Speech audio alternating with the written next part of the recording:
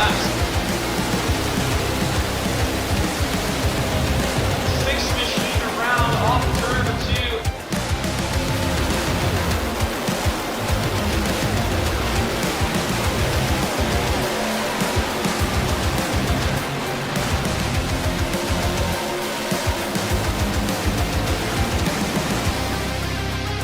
We have a caution on the racetrack. Huge wreck there. Samosian drives it in the new tires off of turn 4.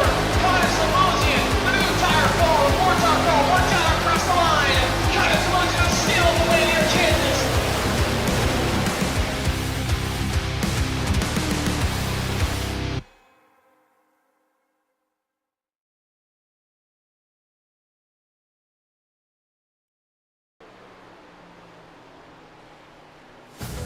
You're looking live at Dover Motor Speedway for race number 11 in the SuperStar ARCA series.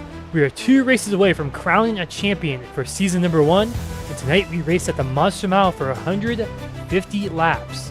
Right now, practice is just finishing up, and Cayenne Jones fastest with a 22.813 top of the board for him. Qualifying underway right now. The top 2 events like usual.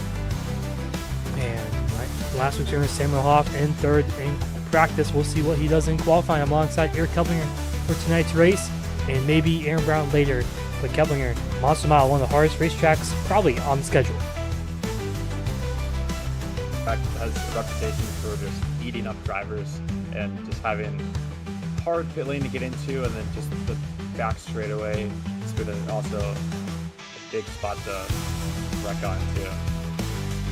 As drivers on the racetrack now, we'll get a look at these drivers as they pull off.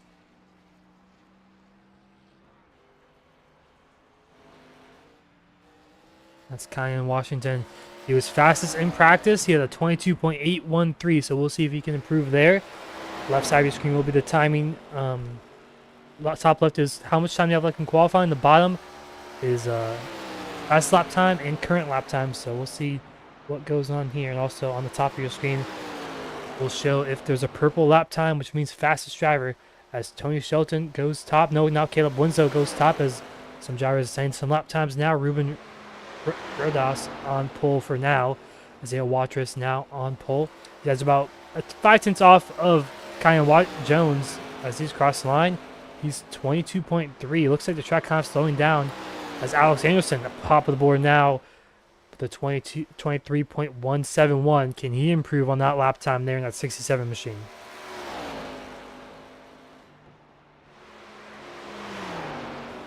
Going through 3 and 4. Anderson still on top of the board. Fastest in qualifying so far. He's got to cross the line. He does improve. Ryan Sauer improves, but Alex Anderson after that lap time jumps him as Anderson stays up top for him. Samuel Hoff, who was in 3rd in practice, he completed his lap there. And some other drivers, Nathan Fryer completing his lap. It's Travis Sheet on the racetrack right now. He's completing his final lap there. He does not improve. There's a bunch of other drivers on the racetrack. You got Jared Skinner right now.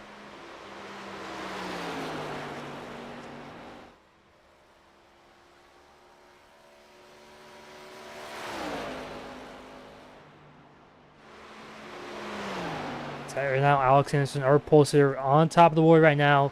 Looking just... Oh, Skinner hits the outside wall. He was in 9th. And he could have maybe gone faster, but he's going to stay in that 9th place position. Got 7 machine. Got Brian Cook crossing the line there. He goes quicker. That's going to put him in to 23rd. As Connor Sabozin, 2nd in points. The closest driver to Alex Anderson in the point system. Run the middle lane for his 2nd lap. Going to try to go fastest for his 3rd. Down the front straight, across the line with a 23.544, 4/10 off of Anderson.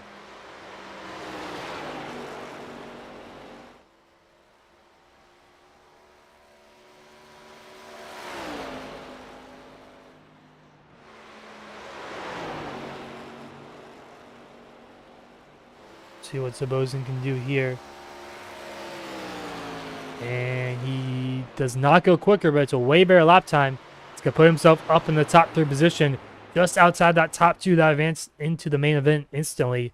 So now it looks like Anderson and Sauer will advance unless someone bests their lap time. Daniel Molnick goes in the 5th.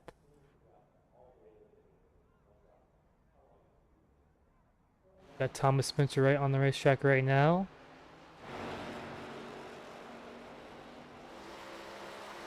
Coming off of turn four there to complete his first lap. That's going to be a 23.530. That puts him 21st. And no one else is on the racetrack, so that's going to pretty much do it. Alex Anderson wins pole position here tonight at Dover. And he will not have to go through the heat races.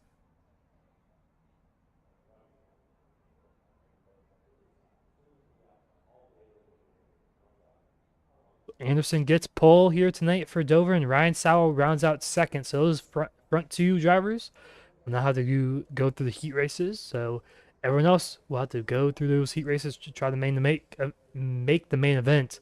And there's no guarantees that they will, especially at a track like this. It's qualifying wrapping up officially. 10 seconds left in the session. But Eric, if you were one of those drivers, especially at a track like Dover, the only other similar racetrack I guess we've been to, there isn't really one, but I guess you can compare it to like a Phoenix or a Richmond type of racetrack. Very unique and very different. Yeah, I think it's also pretty similar to Bristol. We got the high concrete banks, and it's tracks just really close quarters and not forgiving. So you just really got to be cautious tonight. Yeah, definitely, especially if you are just trying to make it to the field, and especially if you're a driver like Connor Zabozin, you do not want to be caught up in someone else's incidents. He's starting in pole position, but it doesn't make you safe, I guess you could say. But let's take a quick look through our grid here tonight for heat number 1. It's the Monster Mile 150 presented at PRA. Zabozin in first, Rodas in 2nd alongside him, and the fastest driver in practice, Kyan Washington in 3rd, Samuel Hoff 4th. He was 3rd fastest in practice.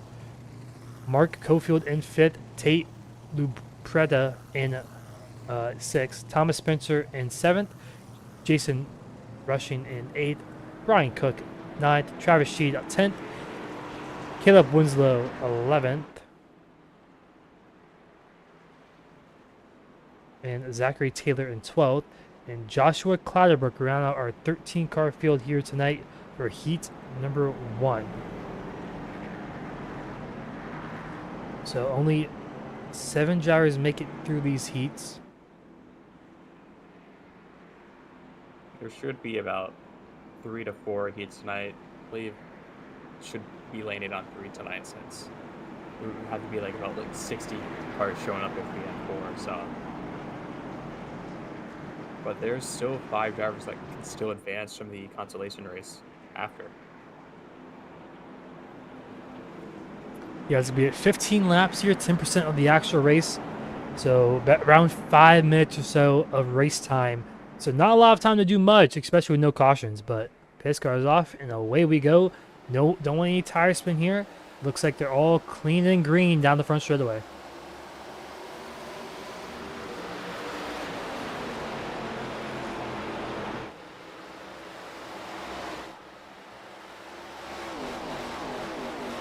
Oh, one car on the outside wall. I think that was Caleb Winslow, maybe. That was further back. That was Josh. That was Travis Sheet, actually. Excuse me. The outside wall there, but no. Everyone's pretty much clean for lap 1. And they're single filing out, kind of spraying out. Like we kind of see at Dover. It's not typically, not really, usually a track that you see a lot of side-by-side action at. Yeah, it's just you just want to ride around here single file, especially in these heats. Just pick and choose your battles. Yeah, I mean, if you even can get up to the driver in front of you, see some drivers getting loose. Ooh, one driver, that's Zachary Taylor, extremely loose off of turn 4, but he saves it there. As Caleb Winslow getting by Brian Cook there. Here comes Jason rushing on the outside lane. See how multi-groove it is here tonight. I mean, Bristol, you can run the middle lane usually from my experience, but it kind of wears out your tires a lot more. But in these heat races, you don't really have to worry too much about tire wear. 15 laps is still enough time where you might see a little tire wear at the end of the run, but there's no real reason to save here in these 15 laps. Zabozy now in front by a big margin right now. Kyle Washington in second. Samuel Hoff in third. Ruben Rodas chasing down that 17 machine up ahead. Also, yeah, kind of a three-car pack back here of Mark Cofield, Thomas Spencer, and Tate LaPretta.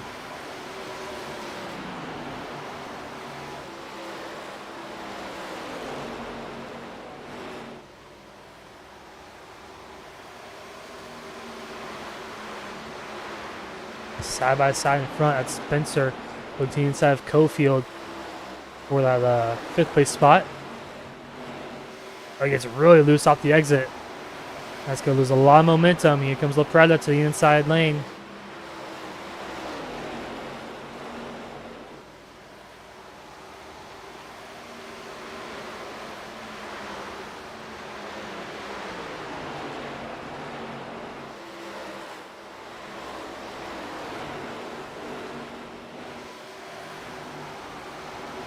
Right now, that front two really separated themselves out from the rest of the field as we're about halfway through this heat.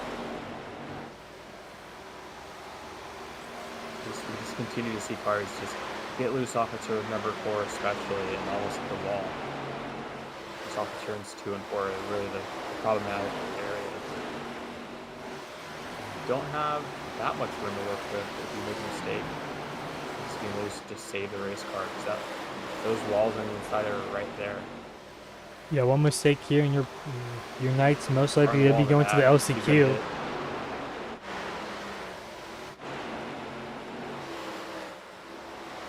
Kind of a battle here for that 12th place spot. It's Joshua Clouderbuck and Travis Sheed side by side off of turn 2. And also we have side by side up ahead Spencer and Cofield.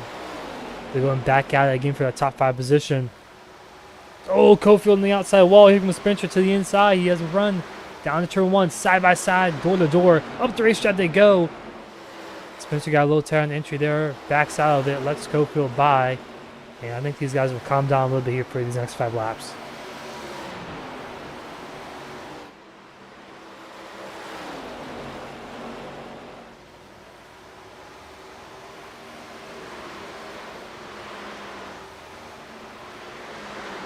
I've seen Ian Jones slowly reel in our leader over these last few laps. It was 4 tenths, now it's 3 tenths.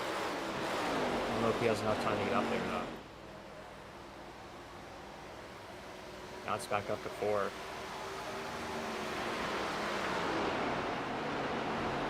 Yeah, I don't know if he has enough time to catch him. He only has about 4 laps to do it.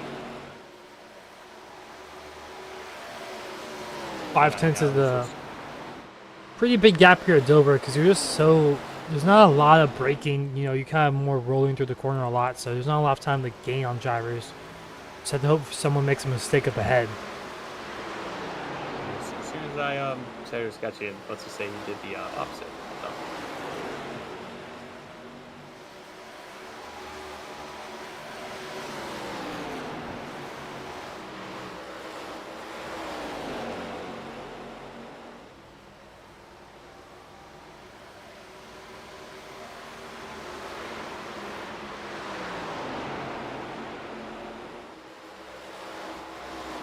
And so here comes Ruben Rodas. He's right on the back bumper of Samuel Hoff now. Will we see his position swap here for the top 3 position? Rodas is on the inside. Hoff is holding on strong right now. Comes to the white flag this time by. Barton flagman waving that flag like crazy. And Hoff really wants to see that checker flag here soon. They're side by side for 5th place. Mark Cofield on the top side. Spencer on the bottom. Side by side off of turn 2. Gonna be close, but they give each other plenty of room there. Down the back straight away they go for the 5th place spot. Looks like Cofield hanging on strong on the outside. Can you hang on strong for another 100 feet or so? Off of turn 4. Cool contact. It's gonna be Cofield barely getting it over Spencer. And Connor Sebastian will pick up the Heat 1 win here tonight at Dover. And The last position is Kate Lopretta getting in that 7th place spot. That was heat number 1. We'll take a quick look at our finishing results for that one. But Connors Bosian rounding out in first there, Kion Jones in second, Samuel Hoff third, Ruben Rodas fourth, Mark Cofield fifth, Thomas Spencer sixth, Kate Lopretta seventh, Jason Rushing in eighth, Caleb Winslow ninth, Brian Cook in 10th, Travis Sheet 11th, Zachary Taylor 12th, and Joshua Clouderbuck in 13th. As we're rolling off for our second heat of the night, we'll take a quick look at our strategy grid for that one. It's going to be Isaiah Waltrus in first place there. There's the heat 2 grid, and you got Kyle Berlinski in second there. You got Lucas Blake in third, Alex McQueen fourth.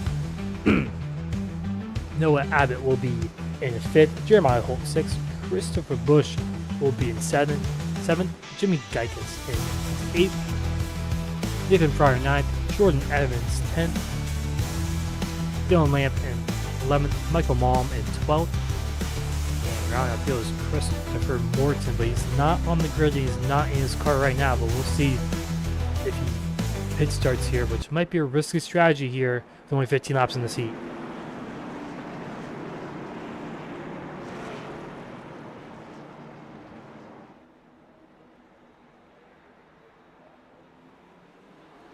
When green flag is out, gotta watch it for that tire spins here at Dover off of turn 4. But they look good here down the front straightaway through turn 1. Yeah, these restarts are really important for start now, because that once things spread out, you'll really be wishing that you made more moves on the restart. Gonna get all these room and all this track condition while you can. Yeah, the restarts are where you can make the most positions here. Oh, but look at it, Kerlinski onto the outside wall pretty hard off of turn 4. He's going to lose a spot to Lucas Blake, and here comes, I believe that's Noah Abbott right there in that 32 machine behind him. As a battle for second is pretty heated up. I mean, that's up in the closest battle on the racetrack here. You kind of see all single filing out. One car up the racetrack, that's Alex McQueen using that middle lane. See if it's a little quicker off of 4. Kerlinski again in the outside wall off of 4. A few drivers losing it there. I think 3 or 4 went to the inside, but they did not hit the wall. Noah Abbott's going to clear Kerlinski in the 1 and 2. So a little position change there. Kerlinski started second. Now he's on the 4th. McQueen in 5th. Jeremiah Holt 6th. So it's very close between this mid-pack right now. Almost bumper to bumper, pretty much. Here comes the move. That's Jimmy Geikus to the inside of Holt there. We're at 6th place spot.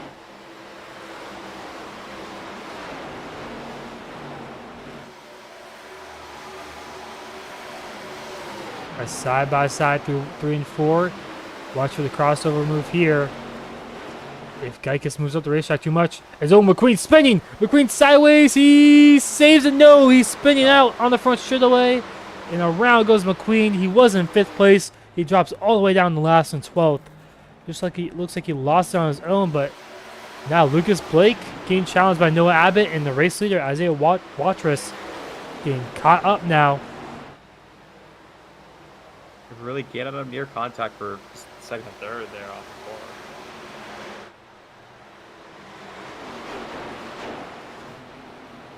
4. Battle for second, heating up. Blake holds him off for now. Abbott still trying to get to that 2nd place spot. Just not able to ground Blakey just yet, as the top 4, top 5 now within a few car lengths of all each other. I think these drivers prefer to be in this outside lane. It's really where you can make the pass, just get the momentum off the corner, down the straightaway. You see the 60 car blocking a lane up now.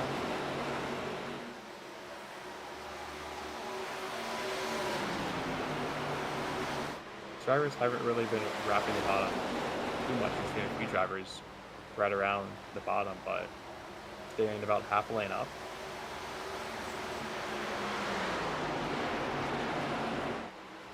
Yeah, I mean, you don't want to clip that inside apron there because it really shoots you up the racetrack. But here comes Blake to the inside of Watrous, side by side for the race lead in heat number 2.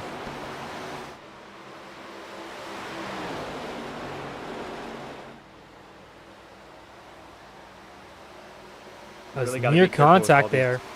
Yeah, you gotta be careful with all these cars speeding loose off the corner, off the 2 and 4s. Don't be too close where the car on the outside lane just gets loose. Oh, there's Don't be Blake. there. And here comes Abbott now, going to take advantage of it on the outside lane. As we're sideways up the racetrack, Abbott goes. And he's going to now have Helinski to his inside lane, off of turn 4. Ooh, Abbott now outside wall hard. And here comes Geikus, going to try to take advantage of that one. And now the 32 has to ride around for a few laps. The amateur race car.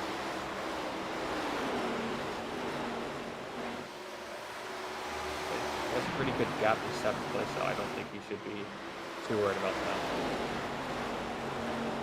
The battle for the lead has gone down to 2 cars. 22 almost in the wall before.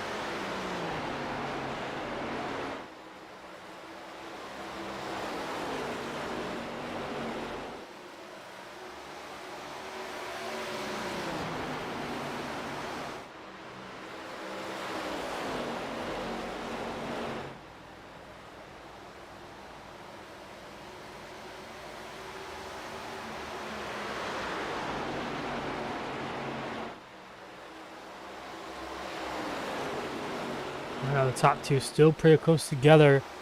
The battle for 7th, Nathan Fryer holding on strong for over Christopher Busch and Jordan Evans right now. See what goes on here. Azu again, Noah Evans, the outside wall there off of 4. Off of 4 and off of 2 is definitely going to be the struggling points. And probably the hardest corners on Dover easily.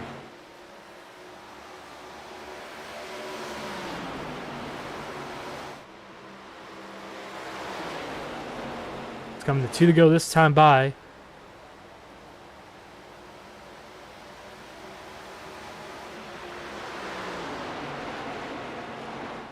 I haven't really been able to see Blake get too close to that 60 car. Yeah, he had a chance early in this race, but he just hasn't been able to capitalize off of that one. Now he's kind of settling in for now. Herlinski behind them. White flag this time by. Watchers just trying to hold on right now for that first place position. Heat number 2. Herlinski going to try to get the Blake for 2nd.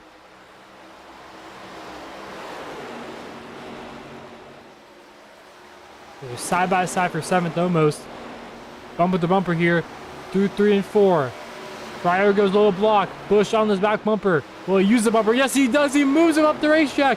Fryer sideways. Fryer goes from 7th to 8th now on the last lap. And Christopher Busch will put himself into the race with that move right there. What a move. Wow.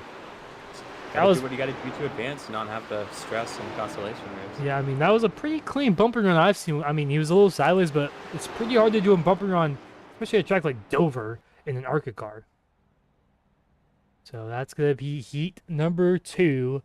We're going to heat number 3 this time by. So let's take a quick look at our results for heat number 2.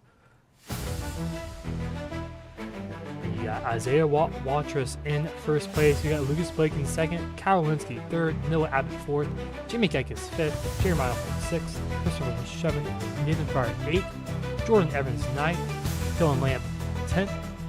Got a 2-car field here. And Michael Malm in 11th, Alex McQueen 12th, and Christopher Moore did not sell up, and I don't believe he's in the session tonight.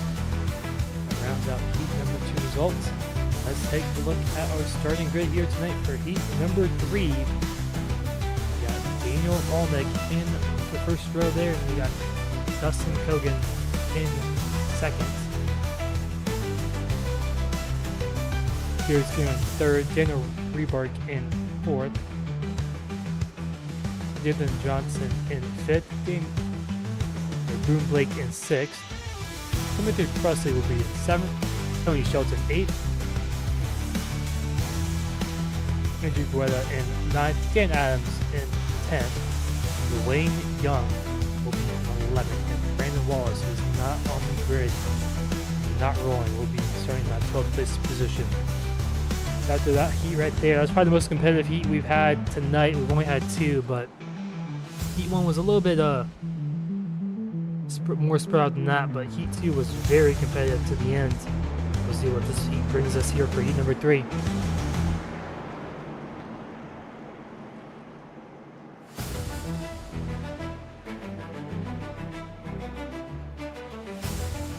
pace car is off. You're about to go green. Green flag is out. And everyone makes it clean through the restart zone. Molnick side by side with Kogan on the outside lane. As we're still side by side, the 46 might take the race lead off of turn 2. You need a bit squirrely in the middle of the corner there. That didn't get the best run off for turn 2. This outside lane has proven to be in the place to make it pass, but the 46 backs off now. With one car on the out wall there. They're wrecking here. 7th place, that's Boom Blake in the outside wall with Tony Shelton involved too. And they go from around that transfer spot. They were about 7th or 8th or something like that. They go all the way down to 11th and 10th. But once again, out up front, Daniel Molnick had the race lead. Started first here in Heat 3, still in the race lead for now.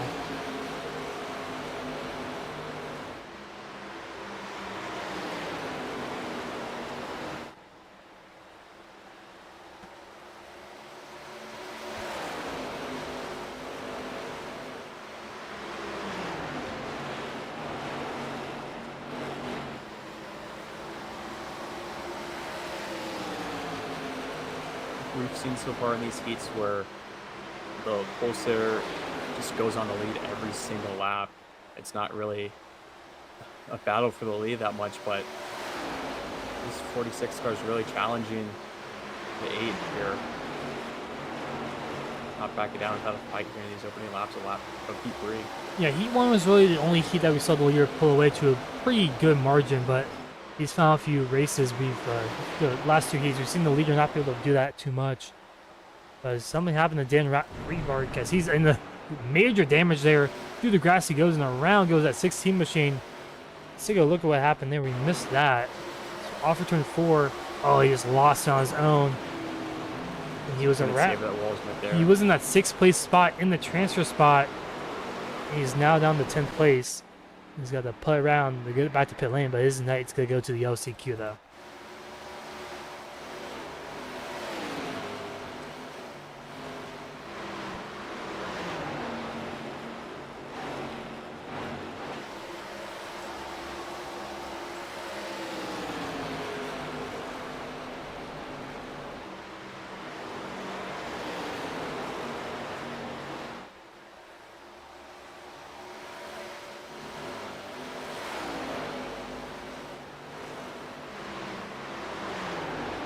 Right now for his 3rd place spot, Jared Skinner and Nathan Johnson.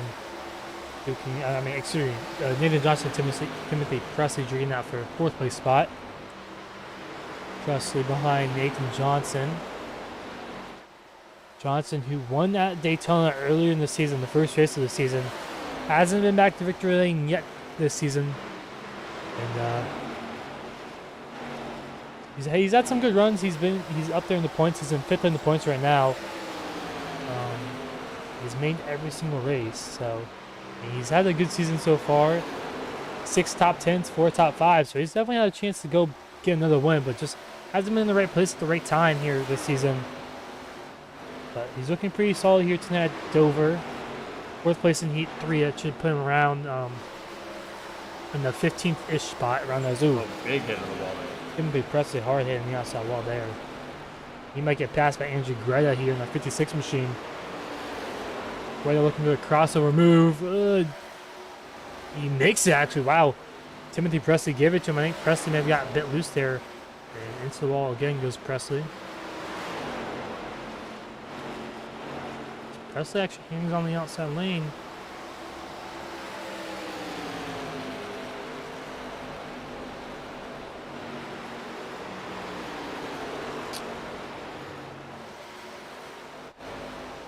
The top 3 separate about half a second in between each of these drivers.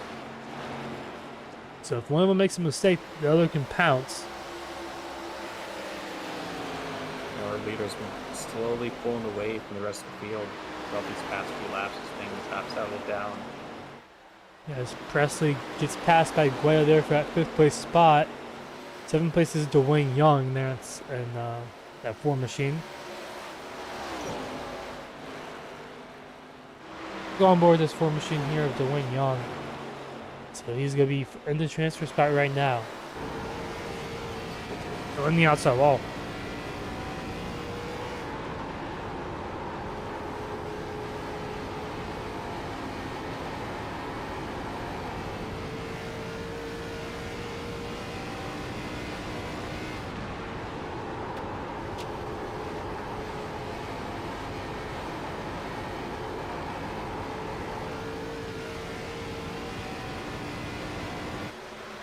As long as Dwayne Young doesn't make a mistake, he should be able to make it to the field, into the field here tonight.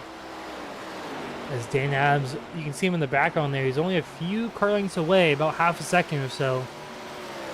But Dwayne Young not making a mistake yet as we're coming to the white flag this time by. The gap closing up ahead as they both hit the wall. They all hit the wall. But Dan Adams is closing. He's within half a second now. He's within 3/10 between him and the transfer spot.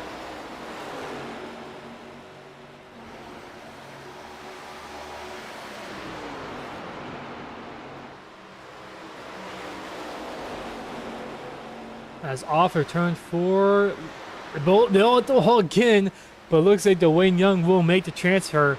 So he's locked in tonight's race. That'll have him to go to the LCQ. But Daniel Malnick will win here tonight for heat number 3. Great performance for him here tonight in heat number 3. I think all the leaders led every single lap there. That if they started first, they stayed in first.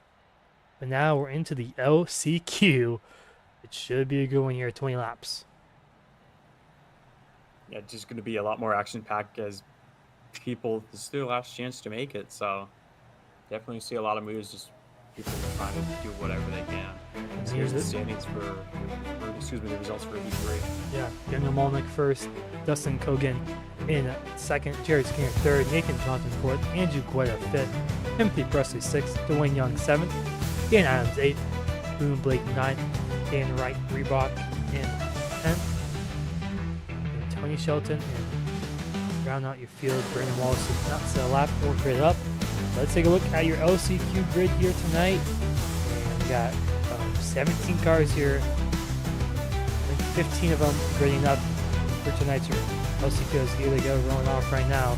And in first place, we got Jason Rushing in first, Nathan Pryor in second. And Dan Adams will be in third, Caleb Winslow in fourth,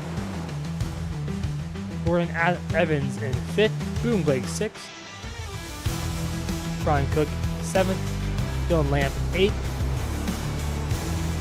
Dan Rebark in ninth, Travis Sheed 10th, Michael Malm 11th, Tony Shelton 12th, Zachary Taylor 13th, Alex McQueen 14th, Brendan Wallace 15th, Joshua Clowerbuck 16th. Rounding out your 17 car field is Christopher Morton and Brendan Wallace not in tonight's race. So Eric, going to this race, what would be your thought process here with 20 laps here at Dover? Just try to get up front as soon as you can, because these races have just been really stringing out, especially towards the end. So just try to get all this track position while you can.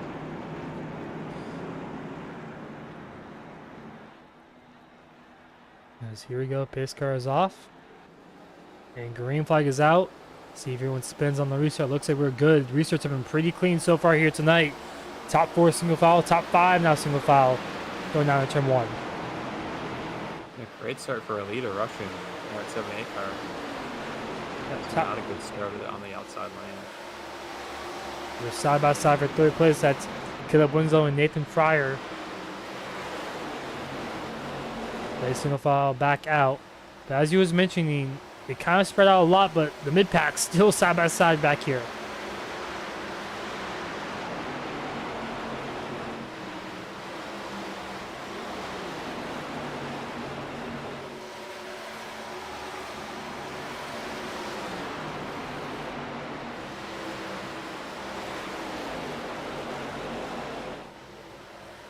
Single filing out throughout the most of the field here. You drivers sending them all off of 4. We've seen that multiple times tonight here. As the top 5 do make it through the LCQ into the main event.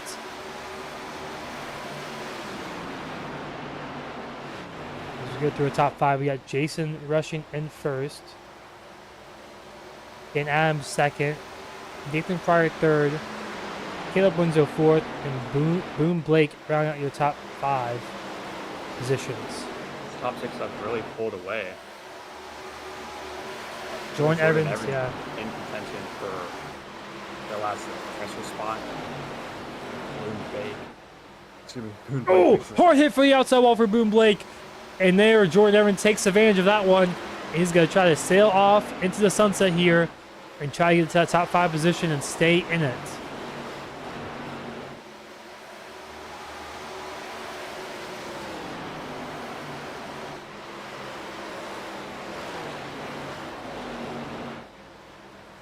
Oh, big wreck for the lead. That's Nathan Fryer around, spinning off for 4. Him and I think Caleb Winslow maybe got involved there. As hard hit to the inside for Fryer. He's going to be out of tonight's race unless something crazy happens. But for second place, it looked like that was the ADF. Dan Adams hits the outside wall. Fryer nowhere to go. Hard hit lick into the inside wall. Adams stays in third place. Very lucky that didn't turn out worse for that 88 machine. Smooth sailing for rushing up front. Yeah, and Caleb Winslow, they have a huge gap to everyone else. Now, Jordan Evans is now on the hot seat there. And Boone Blake got it back around him after that incident. But Boone Blake looking a little tight off of 4, losing it. Man, it's going to be very interesting to see how that main event plays out in turn 4. Here comes Blake to the inside of Adams. Points out for a second there.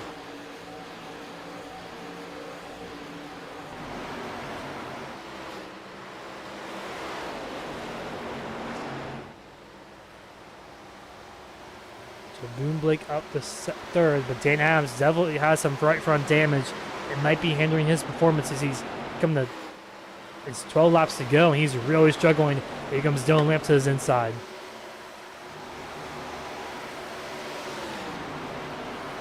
The one thing Dan Adams does not want to happen is that right front going to eat, or his fender's going to eat into that right front, and he might blow a tire here. That can happen in these ARCA cars. But he has to worry about from Dylan Lamp behind him, trying to overtake him for that 5th place spot. I am getting a message from the higher ups that he's not the top 7, but since Heat 4 got canceled, the top 12 are going to make it tonight's LCQ. So there's the top 12. So Brian Cook looks like has that final transfer spot.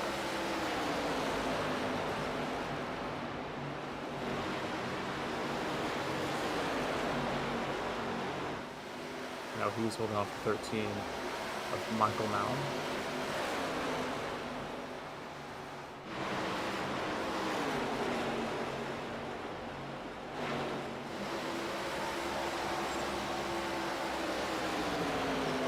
Here's Boone Blake getting passed by Jordan Evans.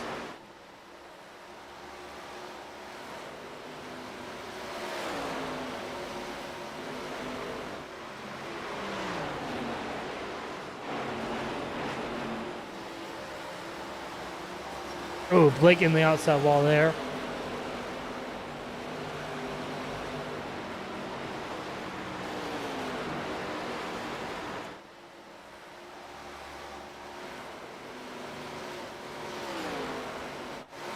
As there's a big battle in the mid-pack still. There's Lamp blinking out there. Yeah, getting headed by Dan Adams. As Adams still with that right front damage. Almost in the outside wall again. Lamp gonna take advantage. Adams gets to take off of 4. Side by side yet again for his 5th place spot.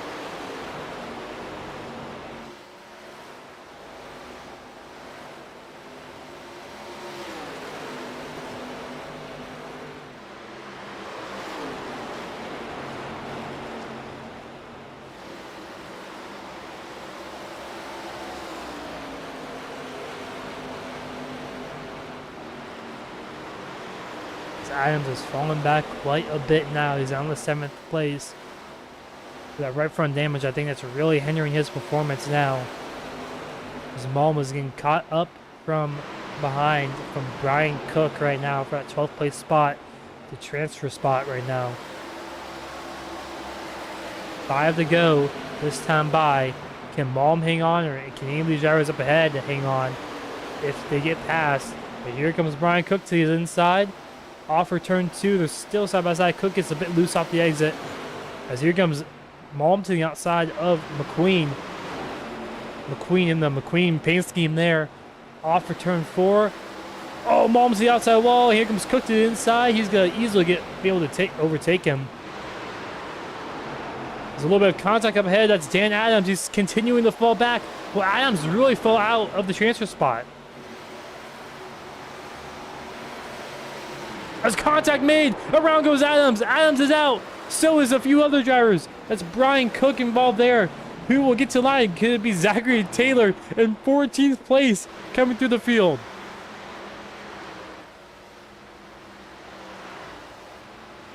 Free to go this time. Taylor gonna try to work his way, or Tyler, excuse me, kind of work his way around Adams. Adams defending low. Off for turn 2. Here comes Cook also behind them. But Tyler easily clears for that 12th place spot, and Zachary Tyler now in the transfer position. Yeah, he's got to make Oh, we got tight! Off for turn 4. They're wrecking. Can Nathan Fryer maybe sink his way in? As Adams completely destroyed with Tyler around. Brian Cook surely would easily be able to get that transfer spot if he just does not wreck here. Coming to the white flag, 1.5 laps to go for him. But Jason Rushing in the lead here. White flag out for that 78 machine. Yeah, I was about to say that 0-2 couldn't make a mistake if he wanted to transfer on. And then he just hits the wall before. Almost had it saved. Thought he was going to get it back going, and then he just lost it again. Right. As they're battling out for a 4th place spot, Boone Blake and Tony Shelton there. Shelton gonna clear on the entry. He clears off exit also.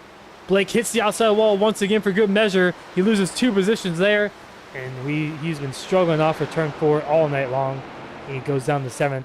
But Jason Rushing wins the LCQ here tonight at Dover. And what a crazy turn of events that was there. Yeah, it was just pretty hectic since drivers doing whatever they can to advance. Just a lot of hitting the wall. That's what we see in these heats. You just gotta make sure in the feature you just don't hit the outside wall for the 2 and especially 4. That's been the main area we've seen tonight. Yeah, very, very interesting to see what happens there. But Jason Rushing wins this heat, or I guess LCQ, yeah. And Jordan Evans 2nd, Caleb Winslow 3rd, Tony Shelton 4th, Dane Rebrock in 5th, Joshua Clydebuck 6th, Boone Blake 7th, Daniel Lamp 8th, Travis Sheet 9th, Alex McQueen 10th, and Michael Malm 11th, and rounding out our final transfer spot, Brian Cook in 12th, Nathan Fryer 13th. He could have for a moment there, I thought he would maybe make the field after those guys were wrecking, but he was just a few seconds off there after that big wreck he had early in the race. Dan Adams in 14th, he had a good run early on, but just hit the wall too hard. Zachary Tyler in 15th, and Brendan Wallace and Christopher Morton did not race tonight. So we're going to take a quick break, and as these guys are doing a little warm-up practice, we'll be right back for the main event here at the Monster Mile.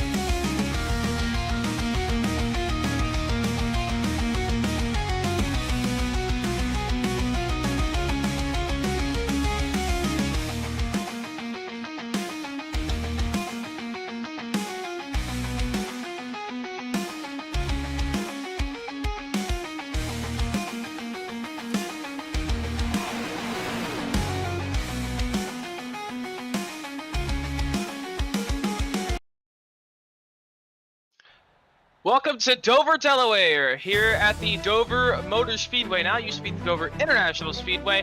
We're here at Dover. Tonight we got SuperStar ARCA Cup race number 11 of 12, the penultimate race of this season. Tonight we have the Monster Mile 150 presented by PRA, and we're here to get the 35 car field tonight for 150 laps, 150 miles here from Dover. Before we get underway and get the pacing, let's take a look at our starting lineup for tonight's race. As we saw earlier off in the show, we have Alex Anderson and Ryan Sauer starting P1 and P number 2. Starting P3 will be the 10 machine of Connor Sabosian. He's got to chase down Alex Anderson for that points lead. He's starting on the pole. Isaiah Watchers will start P4 alongside that 10 machine. Daniel Monix will start P number 5. Starting 6th will be the 47 machine of Kynan Jones. 7th will be that one machine of Lucas Blake, and then Dustin Coggin will be alongside him in the 8th position. Starting 9th will be the 17 of Samuel Hoff, and then starting in P number 10 will be the 22 of Kyle Herlitsky. 11th will be the 7 car of Jared Skinner. Alongside him will be the 21 of Ruben Rodas. Noah Abbott will be P13, and alongside him will be the 19 machine of Nathan Johnson. 15th will be the 97 of Mark Cofield, and then we'll have Jimmy Geikis in 16th. 17th will be the 56 of Andrew Guerra, and 18th of Thomas, and will be the 3 machine of Thomas Spencer. The 73 machine of Jeremiah Holt will start P19. Timothy Presley will be alongside him in that 35 car in P number 20. 21st will be the 52 car of Tate LaPrette, and 22nd will be the 29 of Christopher Bush. 23rd will be the 4 car of Dwayne Young, and Jason Rushing will be in the 78 car starting 24th. 25th will be Jordan Evans in the 2 machine. Caleb Winslow will start P26 in the 23. Tony Shelton will start 27th in the 79 machine, and the 16 machine of Dan River will start P28. 29th will be the 15 of Joshua Clatterbuck, and the 30 machine of Boone Blake will round out our top 30. 21st will be the 55 machine of Dylan Lamp, and alongside him will be the 18 of Travis Sheet, 32nd. 33rd will be the 95 of Alex McQueen, and alongside him will be the 13 of Michael Mom, and 34th is Spy. All right, our 35 car field tonight will be the 87 machine of Brian Cook. So we got 2 pace laps here, and honestly, we've seen it before multiple times where the restart's very problematic with the wheel spin. We've seen it happen a lot where someone wheel spins causes a big incident early on. That could happen tonight. So you got to be perfect on these restarts tonight. That's gonna be where you gain a lot of time as well. Yeah, restarts are going to be very important here. That's when the field's most bunched up and the most opportunity that these gyros will have to make some moves, gain positions, and even lose positions. So you got to be perfect on these restarts here. As meanwhile, while we're going down our pacing, let's take a look at our weather for tonight's race here from Dover. We got 76-degree ambient temperature with an 87-degree track temp. So honestly, a cooler track. Not too hot, not too cold track. Cloudy skies with a 12 mile per hour wind, and also 48% relative humidity in the air. So we also have a nice May 15th afternoon here here in Dover. Beautiful weather for the capital of Delaware here. Delaware. Should be some good racing here. 150 miles. Quite a long race here, but we have a kind of a competition stage caution kind of on lap 45. Yeah, we also got that lap 45 caution, which will be an interesting strategy play here. But more importantly, tonight, penultimate race, tonight's going to be a very key point between Connor Sabosian and Alex Anderson, between these top 2, and who will be able to take home the championship at the end of next week. Yeah. Anderson has 2 wins on the season. Zabosian only has 1. So the Jaguars haven't been too dominant in the win column, but they've just been so consistent all season long. 8 top 10s for both of them, and these guys have at least 6 top 5s in all of those 10 races. Yeah, especially just being very consistent, and also one bad race can really throw a wrench into things. I mean, tonight, a tough racetrack, very easy pileups. It's kind of a self-cleaning racetrack. You bounce off the outside wall, bounce off the inside. Got a bad stuff. You kind of ping-pong against the walls. Easy to get into trouble if you have terrible track position. So These guys are going to want to stay up front. But meanwhile, the pace car going to take that hard left turn onto pit road. Alex Anderson over to the Geico restart zone. We're underway here from Dover.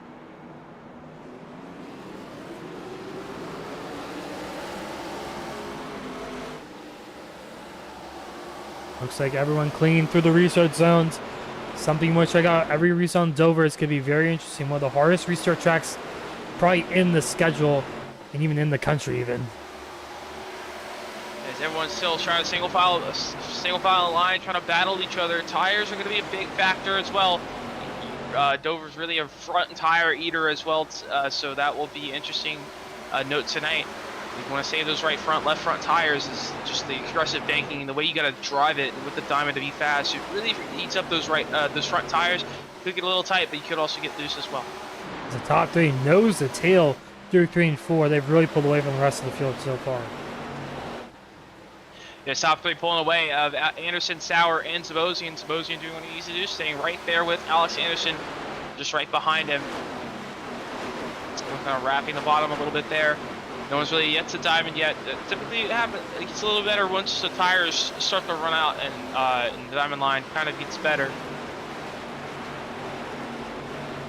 These top three pulling away so far. It's kind of Jones kind of tagging along there in 4th. He's pulled away a little bit from the top 5.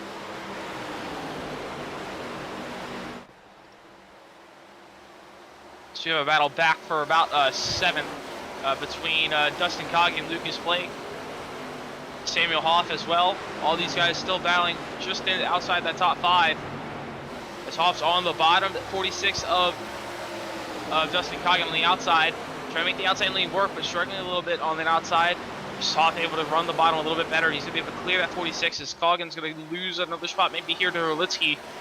As she's going to clear Hurlitsky out the corner. We haven't really had this too big of a long run here. I mean, 15 laps is what most of these drivers have ran. It isn't really enough time to see too much tire wear, especially on that right front. It's more about a 25 lap range that you really see it play out.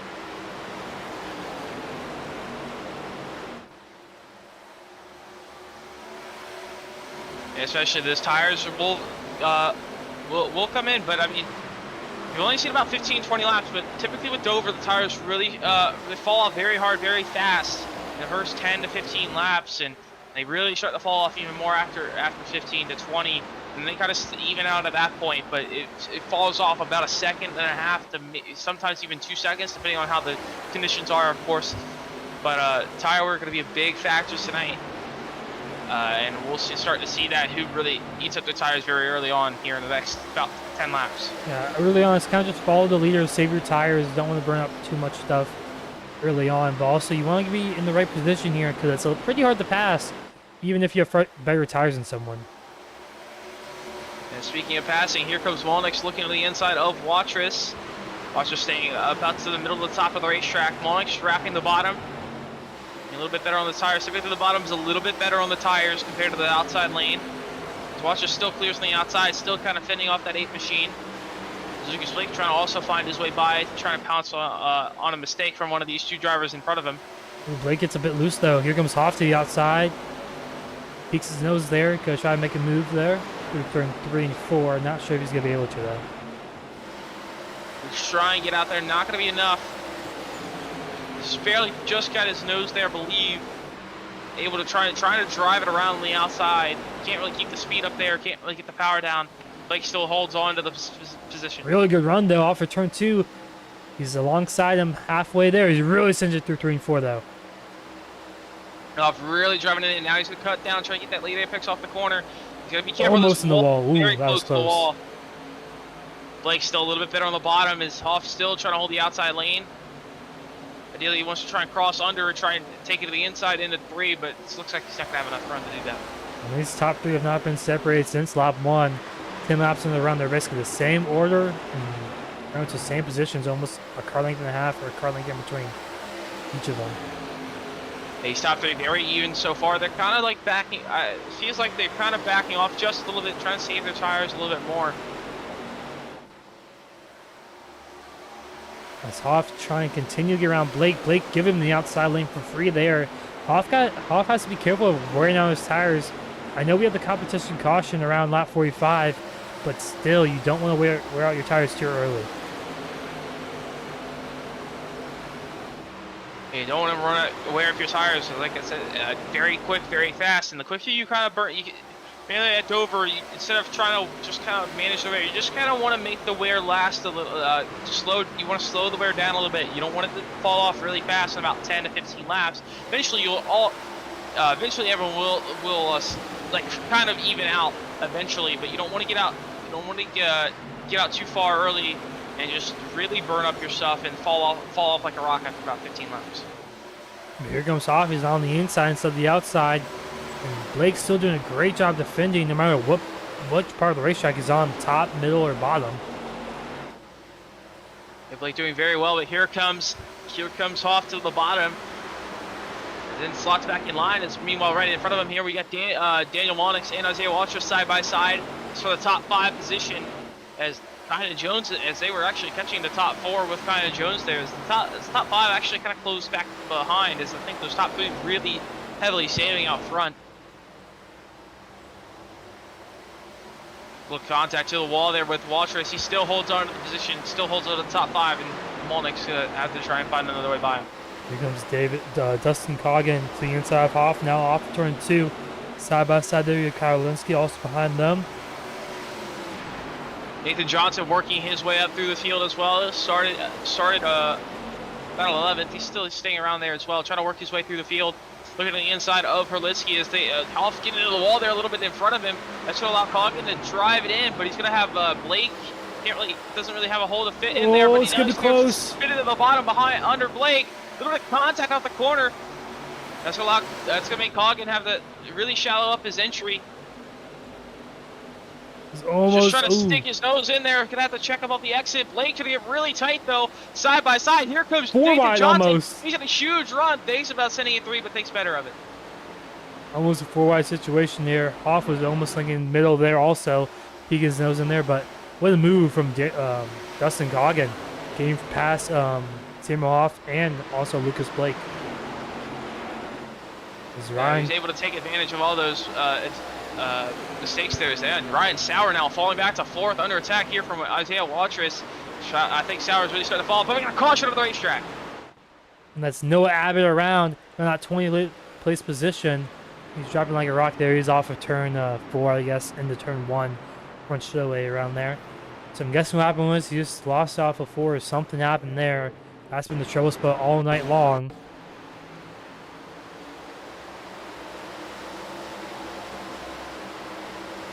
Oh, 21 car just hit the outside wall. That's Ruben Rodas hit the outside wall right in front of Noah Abbott. Nowhere for him to go.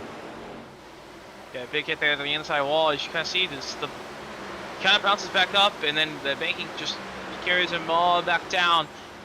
And luckily, no one else was around him. That could have easily been a very big incident there. Yeah, that's gonna but be now his, 20 laps in, and now who comes down pit road? Now they have 6 extra sets, so that's for about every 25 laps. So assume everyone will come down here and take 4 tires. Actually, say Watcher stays on the racetrack.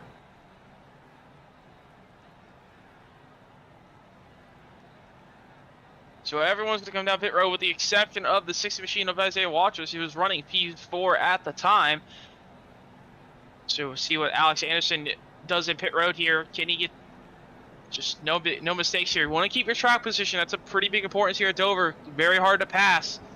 You kind of want to stay in front of Sebosian.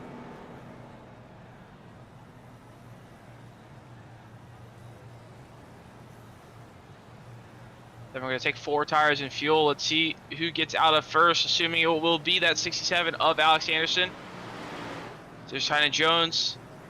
Might be able to get in front of Sebosian. But no, he does not. So Anderson stays, well, first off pit road, but he'll line up 2nd, and Sebosian will line up 3rd.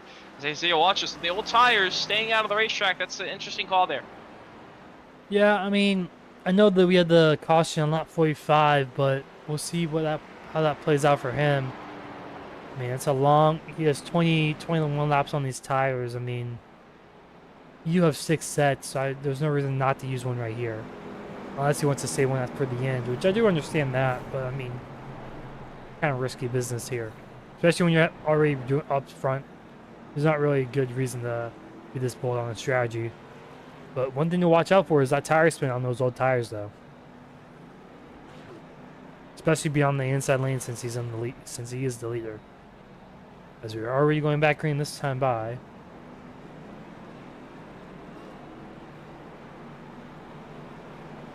And so 1 to green here, so that will put us with about halfway through that lap 45 caution.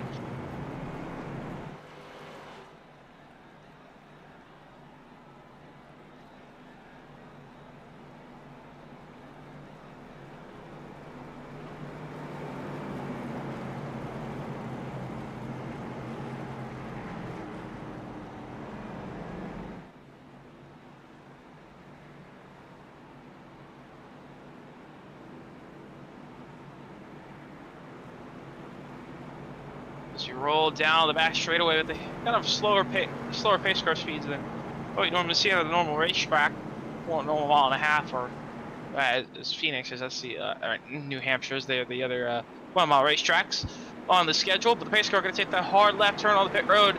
And watch out for the tire spin here from Watrous. He's got to be careful with these old tires. Yeah, especially on the inside lane, less grip on the inside, less rubber. Gotta watch out for that one. Green flag back in the air.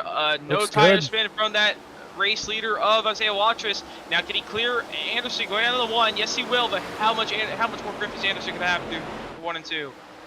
Oh, yeah, also it doesn't really matter caution because is they're out. going to caution already.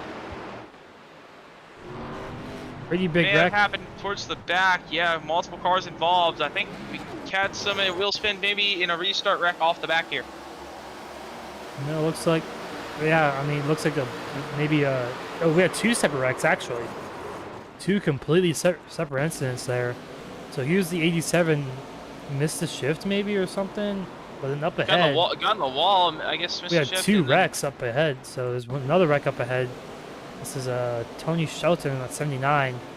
And another car up in the wall. of, I think that's Travis Sheed maybe? Let's go Big on. air for that machine. It is the 80, so yeah, that is Travis Sheed. So I think they might have just wheel spinned a little bit and got into the wall possibly. No, there's looks like just both got stuck in the wall and the same. I mean, they both caused the same exact incident on the same lap. You don't really see that usually happen a lot. Yeah, I think it's just, especially with the ARCA cars, it's just the power they get. When they get in the power, the wheel spin happens, and car trying to goes right on its own, and especially with the big skew these ARCA cars run compared to the normal NASCAR cars we see, very easy to get yourself stuck in the wall, and I think that's just what happened there. And then just trying to peel off the wall very quickly, not lose too much time, ended up coming right in front of someone else. Yeah, unfortunately for those drivers involved there, not much most of them can do. The second caution back to back also.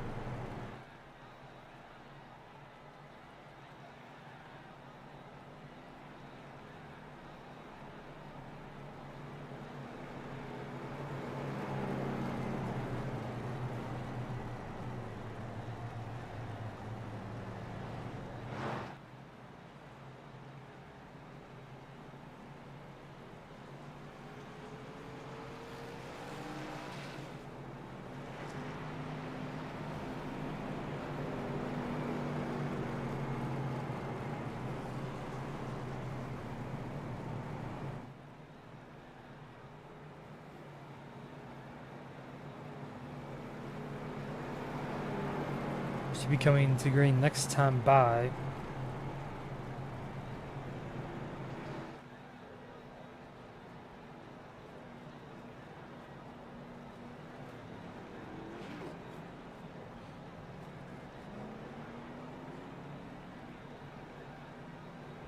So 1 to go here, so as they watchers, you'll have another opportunity. Stay on the racetrack.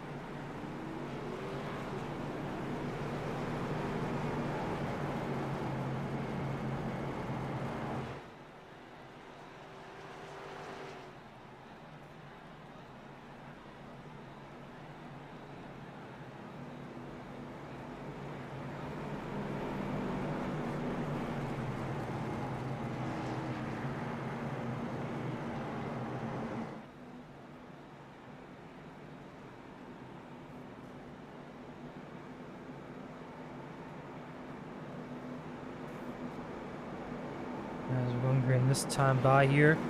About 20 laps until this caution on lap 45. So how will Walter struggle here on these tires? I mean, he's had enough time to cool them down, but we saw how much faster Anderson was in 1 and 2 already, you know, that brief moment. Has green flag back in the air, so Isaiah Ooh, he Walker's goes perfect early. restart again. He's going to clear up Anderson. Anderson's going to get a good run. He's going to try to cross the motor to the inside. But thinks better of it. Goes back to the top. We'll see how much more grip he has now. Yeah, it looks like he's just able to run the top easily. He should be able to clear off a turn 2. Easy peasy for him. Here comes the Bosian following him through. 1-2 on the track and 1-2 in the point standings. And it's these two just been very fast week in and week out. They're both very loose right there. Side by side here for third between Kynan Jones and Isaiah Walters. Walters falling back. See if he can try and slide in line, but now battle for the lead. Suppose he looks to the inside of Anderson. As Anderson mows up the racetrack, Zabozin get clears. A watch for the crossover move from Anderson though. Good run off for 4. Not enough. Zabozin clears off of 4, and he's going to take the race lead away from Anderson. Yeah, perfect move there from Savosi, and Anderson's going to have to sit behind him now in the dirty air, so that's going to hurt him a little bit. To make that car handle just a little bit different, as Anderson's pretty much been leading all night long, so we'll have to see how the dirty air affects him. Ooh, Zabozin almost had the outside wall there. Might have actually, but look at Walters here. He's struggling a little bit down the 8th already. He has 15 more laps of this. I don't know if that was the right call for him. Yeah, he's got a long way here. I mean, 15 laps can be short, but can be long if you're really burning up your tires. And on the old tires, really, he's starting to fall. He's falling like a rock. Ooh, that was close to hitting him. Orlensky there. He has a little bit of a breather here. Behind him now is Mark Cofield, that 97 machine. As you get around him. I don't know if that was the right call there for that 60 machine. I just don't. I mean, you're already up in a great position there. Why would you risk having that big of a strategy call? Ooh, struggling here off of 4. And here comes Kynan Jones to the inside of Alex Anderson. Backs out of it now, but here comes Molnick to the inside of Sauer. Sauer falls down to 5th, maybe. Still side by side on the back. So on the outside, Molnick's holding the bottom perfectly. Wraps, puts that yellow, left front right on that, pretty much where a yellow line would be, right on the asphalt and pavement. But he slides up off the corner. Sauer tries to take advantage. She dives to the end of turn 1. Off of turn 2, Molnick still holds the outside lane. Sauer losing a little bit of speed off the corner. He'll lose. Now he's under attack from Sam Hoff there in 6th. Hoff's going to try and cross over to the bottom with a big run off the corner. He's got enough momentum. He has the nose there, but he's not going to peak it enough. He's going to stay behind Sauer in that 6th place spot. As Coggins got around Johnson. Johnson with a good run off of turn 2. Looking to the inside now. We're at 7th place spot. As Lucas Blake and Karolinski side by side. As Johnson does clear Coggins for that 7th place spot. And here comes Hoff on Sauer, and he makes the move through turn 1 and 2. Sauer now down to 6th, struggling a little bit here early in this run.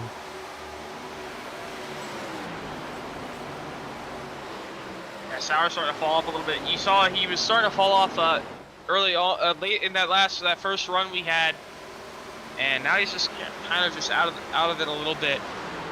Now he's gonna get back into the groove as he lost the spot to Hoff there.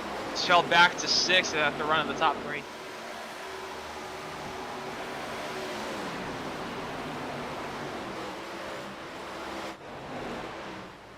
A little bit more spread out than it was earlier in the first 10 laps of this race. First 10 laps of this run, a little bit more spread out for this top 5. Yeah, and I think it'd be looking at the track temp, it did raise up to 93, so a big jump in track temp. But I think that changed a big change in this handling of the race car, and that's what everyone's just trying to adjust to now. Maybe that's why Sauer's kind of falling off a little bit. Yeah, he still has a long way to go though. Still almost 110 miles plus to go. So still got plenty of time to make some changes in his driving style or to weather the change maybe to his favor. Here comes Skinner to the inside of Coggin.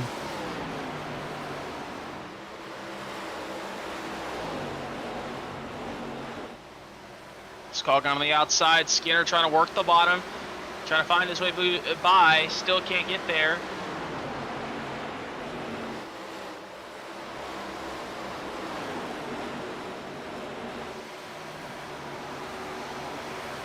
Skinner trying to look back to the bottom. Trying to hold that bottom. Got the bottom a little bit. Kind of a small diamond. He's actually going to be able to clear those Coggin really way up the racetrack. Just kind of let him clear off the corner. Didn't get the run off the corner that he hoped to take it back down the bottom. So Coggin loses the spot. Now he's under attack from Berlitsky. Battle back here between Cofield and that 25 machine of Geikis.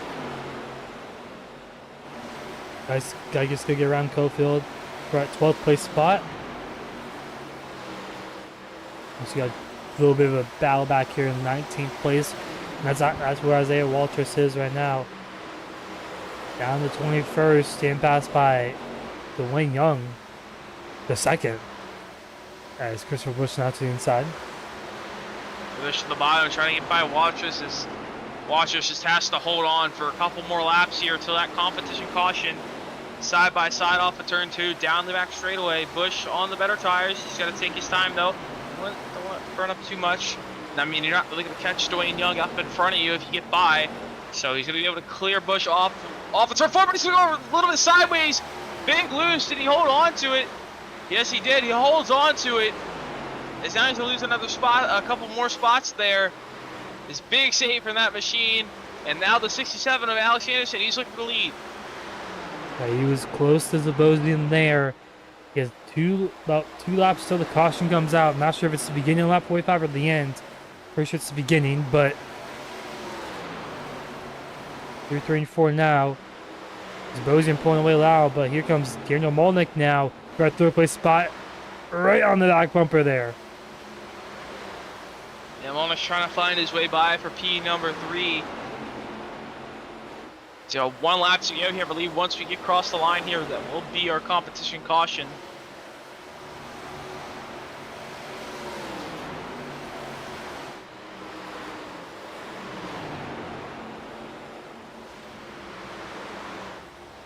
As cross the line there, complete lap number 44, and we'll start lap number 45. And there's nice the caution. caution. Molnick just got to the inside of Kynan Jones for 3rd, but it's not going to matter there. As everyone will re-rack it up here, probably come down to take 4 fresh tires in fuel.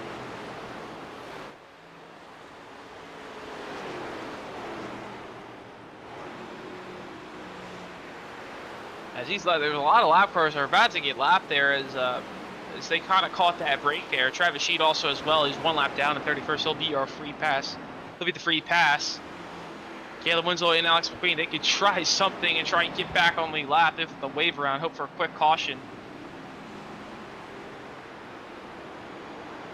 As now as the leaders have fought the pace car, now they're going to slow down and let the pace car back by him.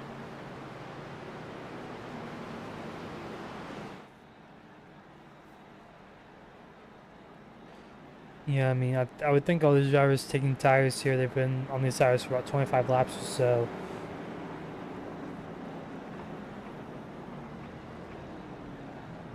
As everyone's going to come down pit road here, the pace car stays out on the racetrack like normal. But Sabosian and Anderson, we'll see if Anderson or Sabosian can jump one another on pit road. Set to be a perfect stop as Anderson, he will have the first pit stall, which it could be an advantage here. See his drivers start to peel off into their stalls. Sabosian's going to pull off into his, and Anderson, see if anyone makes a mistake there. No mistake from those 2 drivers. There's one driver just goes through all the pit boxes there. It's a lap down car, I believe. It's a lap car down car. Nathan Johnson pulling off into the back there, and Alex Anderson not going to be able to get it. So Connor Zabosian takes the lead off of pit road. And while we have this caution was for and remembrance for Dwayne Young after last week's Talladega incident. We're going to take a quick look at our video, a memorial video made by the admins. Oh, contact, there they go! One car flipping. On January 8th, 2025, the racing world lost one of its greats. Dwayne Young into the stands. At Talladega Superspeedway, Dwayne Young's life was tragically cut short during the consolation race. It is a sobering reminder of how dangerous racing virtual cars on an online video game can truly be. We have lost Dwayne Young.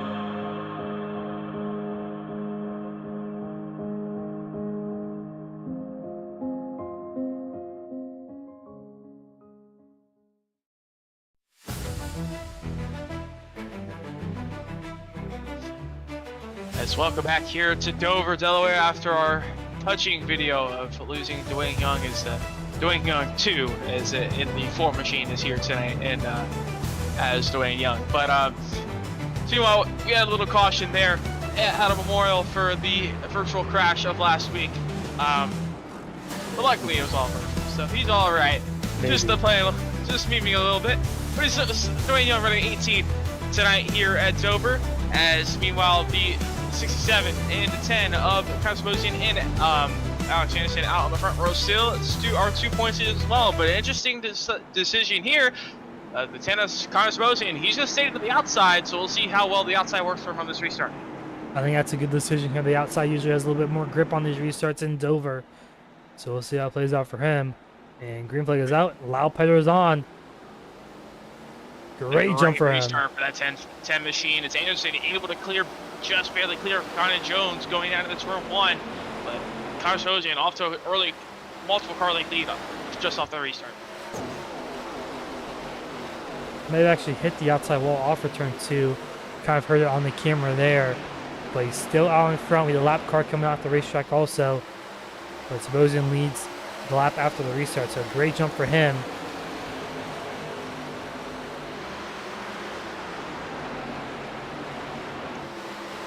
Through turn number 1 and 2 here for Thomas Spencer.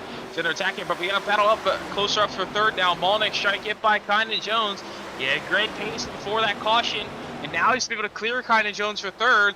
Does he have anything for Alex Anderson there in second? He looks like he does. Daniel Molnick's making a good pace tonight so far.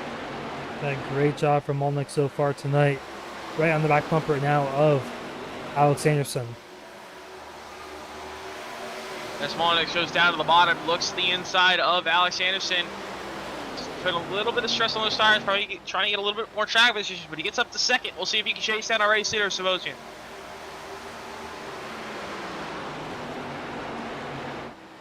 So a long way to go left in this race, as they will have to make a pit stop. Fuel is about 55 laps, so they can go to around,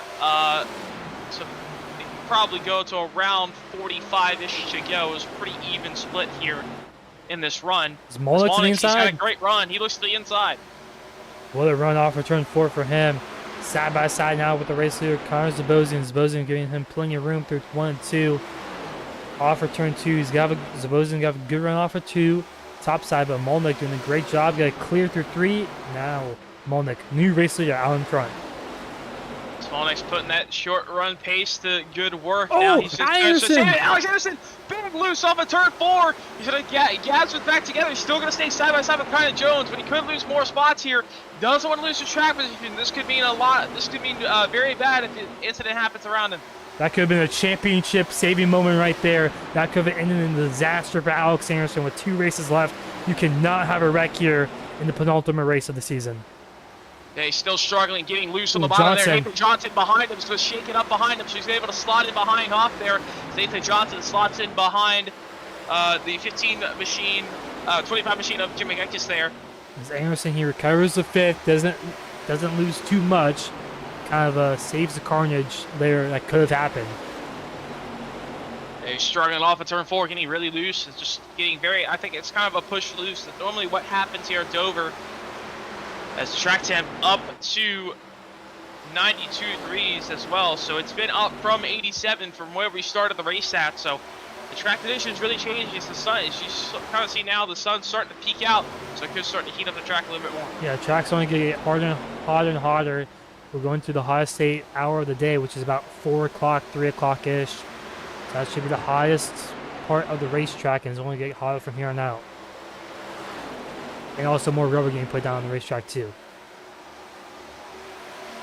Exactly. So it's definitely gonna really slick up this racetrack. It's gonna be really hard to keep those rear tires on it. Especially the rubber on the racetrack from the bottom all the way up to the top lane.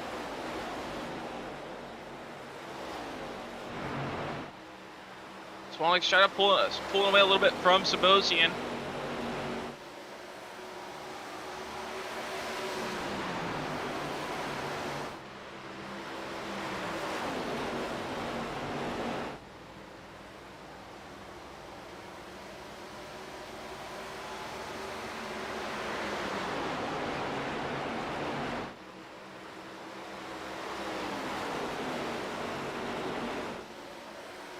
The top three kind of pulling away from the rest of the field, settling in about almost coming to 15 laps or so. We're 12 laps into this run right here, so it's kind of where we see who is burning up their tires. As Molnick burned up his tires a little bit too much early on in this run. Yeah, but he pulled out a couple car length lead, but now he's just kind of maintaining this. So I don't think he wants to try and pull away too much and just try and save his tires a little bit. But now Sabosian trying to look to the outside is for Anderson. He needs Sabosian just kind of stay in second here. Any more positions between, more points obviously, and he does not want Sabosian any points on it.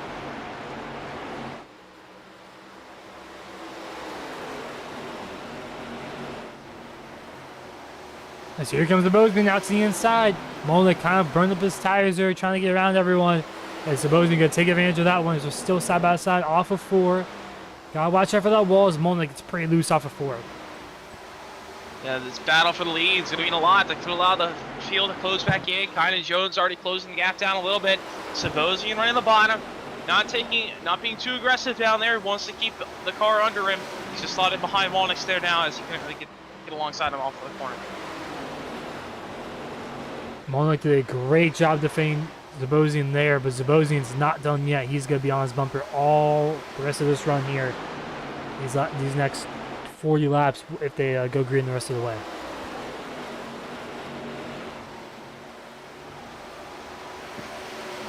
Yeah, Molnick's, I think, starting to fall back a little bit. Sabosian was a little bit on the tires, but for Anderson, he's hoping these guys keep battling. Sabosian can't get by and pull away, as Anderson's trying to still recover from his mistake. Still lost two spots, but he still hasn't lost anymore. Still on the back one for that 17 to Samuel Hall. Yeah, how long can Molnick hold up Zabosian? Can he make it to the pit stops? That's really the goal here if we go green the rest of the way. Molnick just has to be within a few car lengths of Zabosian to the pit stops and just be there at the end. That's all you can really hope for, especially with how good Connor Zabosian has been all season long. He hasn't been winning a lot, but he's just been so consistently up there. It's very hard to beat this 10 machine.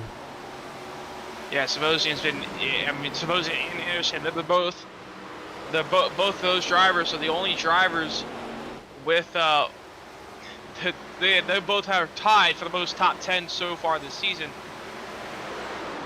Well, get that number here in one moment. So they both have 8 top 10s of the season out of the 10 races so far. But also that only is counting. Only is counting 9 races as well. Because of the drop in there as well. Worst race, but most likely they're out of the top 10 of those first race.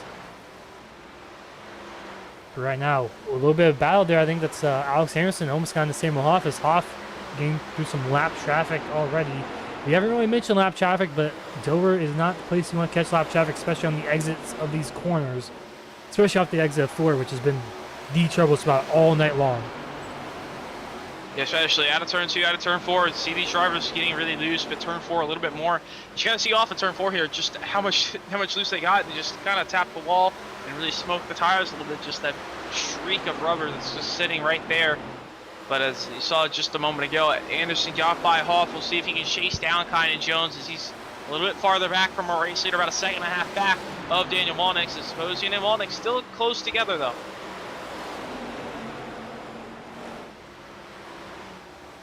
Yeah, still close together. It's Hoff getting a little tight there. Here comes Coggin to the inside lane. Skinner might follow behind him. He's going to try to follow through as Hoff's starting to fall off a little bit. Coggin on the bottom, Hoff on the outside. still side by side here. It's going to slot back behind Hoff.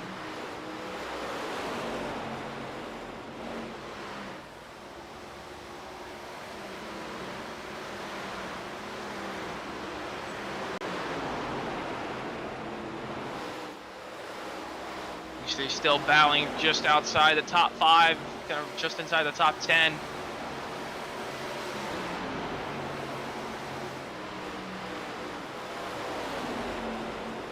C3 close on the racetrack as we'll keep an eye on the lap traffic as Daniel Walnix and Connor Solution starting to catch the lap traffic or catch the 55 of Dylan Lamb. Say Walsh's back up to 10th after his strategy call at the end of the that first stage, as you call it, as you can call it, I guess.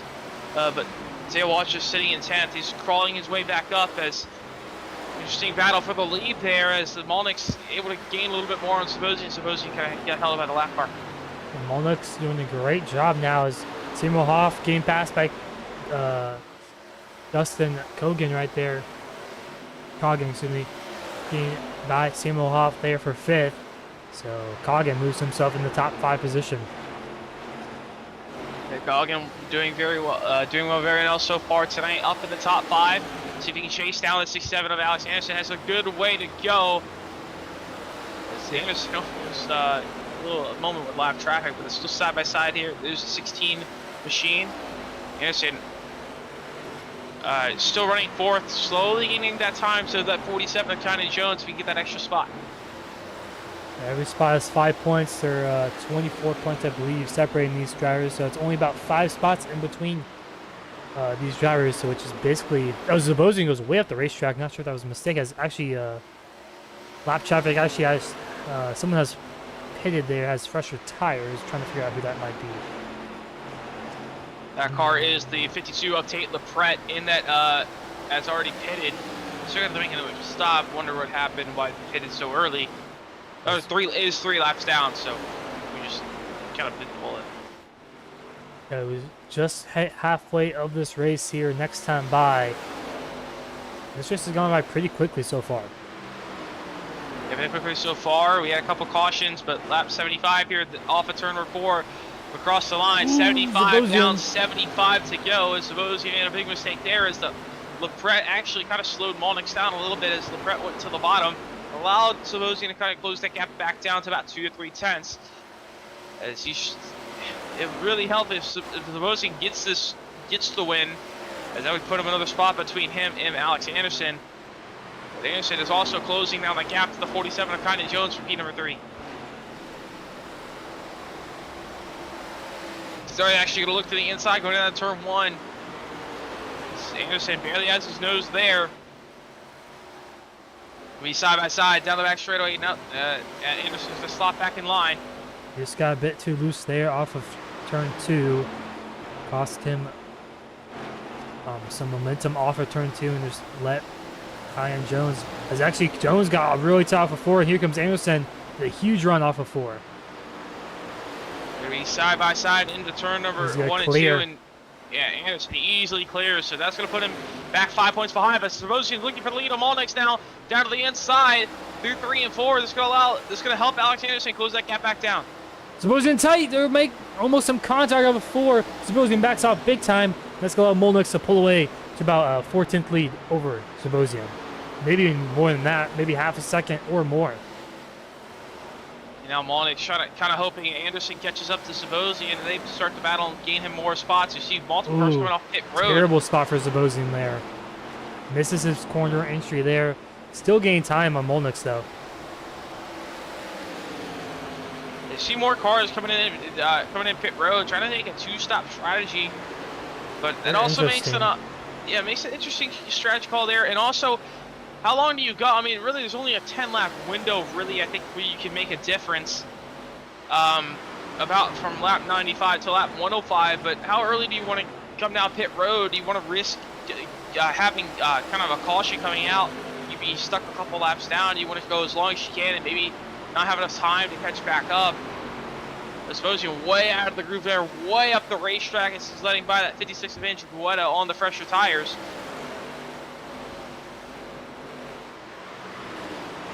Same with Molnix, though. But Zebozzi went up high by himself that time with no help. I think he found a lane that he likes in 3 and 4. Yeah, I think the outside lane is starting to come in a little bit better. You see the rubber's been laid down to the middle and top of the race, middle and the bottom of the racetrack. This makes it a little bit more slick down there. I suppose it's really starting to like that outside lane. Yeah, he's really like that middle to the outside, especially in 3 and 4. I've seen him use it multiple times. He's closing the gap down for Molnix in that corner big time. They're still trying to close this gap down, but meanwhile, back in 3rd, Alex Anderson down to 1.2. It's allowing to gain him more time. You can get in front of Connor Zebozzi, and this could be very pivotal for the championship battle. As there's a lot of lap traffic right in front, we just showed you there. Entering turn 1, just all this lap traffic up ahead of these guys. And some of them have new tires, some of them have old tires. So that's going to be very interesting to see how these guys can navigate through that lap traffic. Do you maybe pit early to avoid it? Yeah, I was just about to bring that up. Maybe you try and pit early, but knowing that you got to go 10 more laps, they're not going to hold that lap here's cars off Zebozzi. for 10 laps. And Zebozzi has a good run off of turn 4. He's going to dive into turn 1. Tries to pull the slider. Molnix going to hold the outside lane. Side by side for the race lead off of turn number 2 as we got lap traffic right in front. As Molnix hold off for now. Zebozzi with a great move off of 4, just not able to capitalize. The lap traffic. Well, how will this affect the leaders? Lap traffic is stay out of the way, kind of. It hurts Zebozzi more. Zebozzi with the bad eggs off of 4, not where you want to catch the lap traffic. And all this is helping that 67 of Alex Anderson as Samuel Huff there, as you see, falls back to 7th, gets passed by Jared Skinner. So Samuel Huff really starting to struggle. We can see if he pulls in early, he is about 5 seconds back. If he pits early enough, you can try and get out in front of the race leaders and just kind of play roadblock. Yeah, it could be interesting strategy there. I mean, you're going to go about 2 laps down or more. Oh, it doesn't matter, though, because the caution's out. It's Kynan Jones from 3rd. 4th is going to go around. Big mistake there for that 47, and that brings out another caution. And it's going to be tight on fuel. That's going to make it very tight on fuel. I think you said it was about 55 laps we can go. You can maybe stretch it out to 58, 60 if you really want to. Interesting there. This is going to be good. We go green the rest of the way. We could see some crazy fuel saving here to make it to the end. Let's take a look at what happened for that 47 machine to go around, most likely off of 4. Yeah, let's take a look at this. So coming off turn 4, he gets out in the marbles. Got tagged. Yeah, got tagged by the 46 there. He'd get really checked up off the corner because he's in the marbles, didn't want to get into the wall. And right behind him, that 46 just got right into him and turned him around. Hard hit at the inside wall. Doesn't look like there's major damage on that car. Yeah, I think that's probably the latest that we've seen to the inside wall all night long, to be honest. I mean, it definitely looks drivable, but aero is very important at Dover, even if it's a 1-mile racetrack. Probably the most important aero track that's under or a mile or under. But everyone coming down pit lane. Yeah, so everyone will take 4 tires and full tank of fuel as expected, most likely here. But now this is going to make it a very tight, close on fuel. It's going to be really it's going to determine who makes it. We'll see if anyone can save enough fuel and make it to the end. But and also a caution could also happen as well. That could change everything. Anderson as one driver coming through. Actually, Molnick win. Anderson gets get 3rd. That's very close off of pit lane, actually. This race stayed very close entering, stayed very close exiting, and so Molnix holds the lead. So let's see if he can hold it for the last kind of 60 laps here from Dover. But while we get it back under the pace car, we're going to take a quick break, and we'll be right back here from Dover Dale.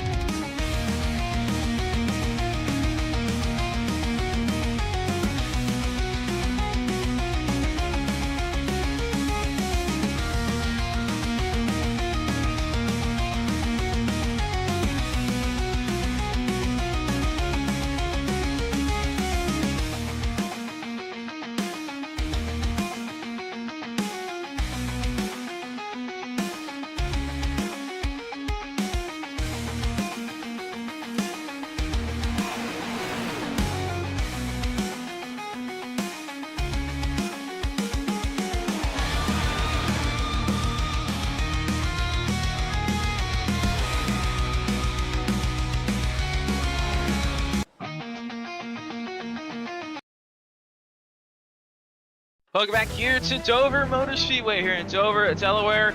Just had a caution there. That'll bring us to 60 to go, and it's going to be a very tight margin on fuel. The pace car going to take the hard left turn onto pit road. Daniel Molnix, kind of exposing on the front row. He'll lead us to the Geico research zone. And Molnix going to hit the loud pedal. We're back on the way here from Dover. Let's see, can they make it on fuel?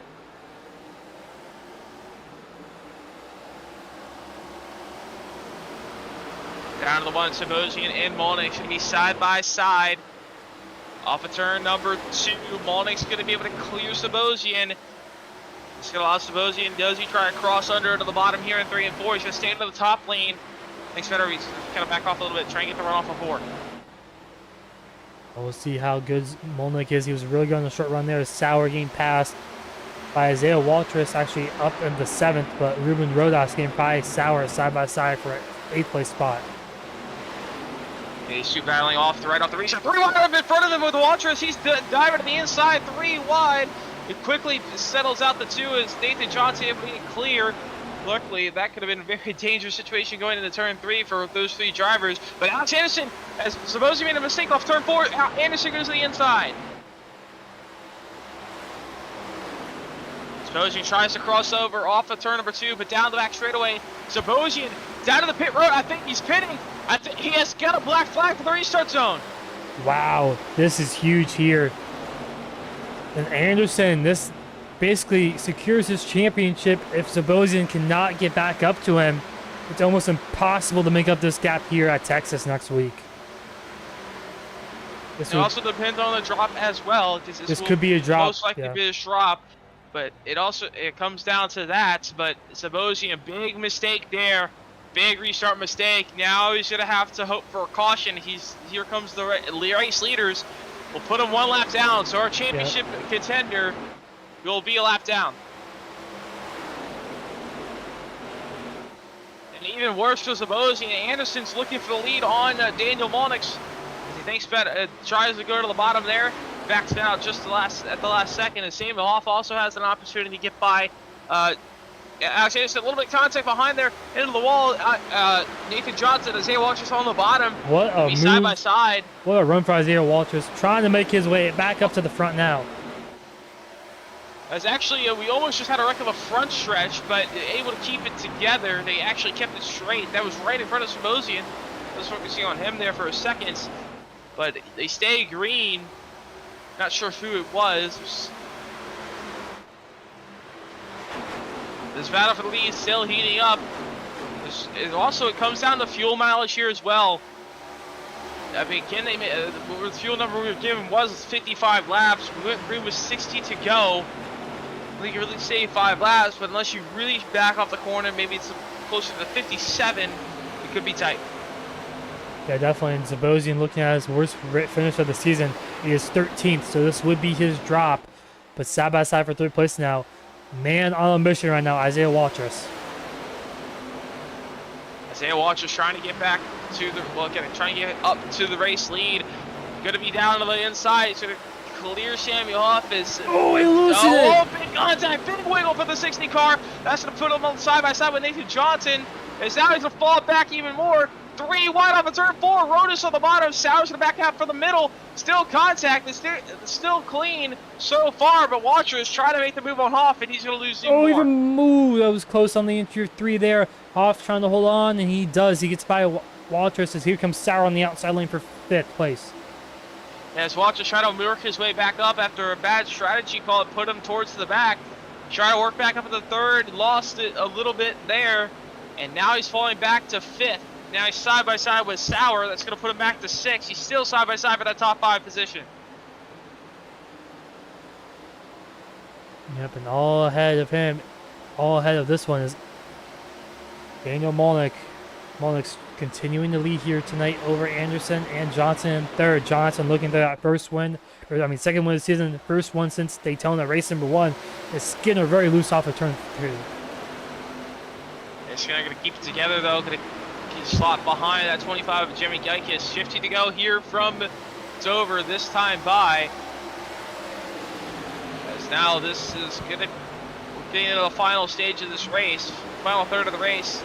The aggressors gonna start to pick up. More mistakes are gonna happen.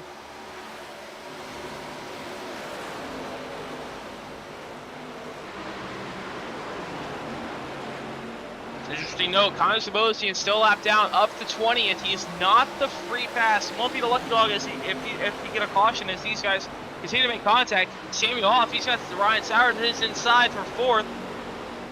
Off at turn number 2, down the back straightaway, side by side for 4th. Is now Isaiah Watchers trying to take advantage of it. Side by side through 3 and 4 now. Johnson holds on.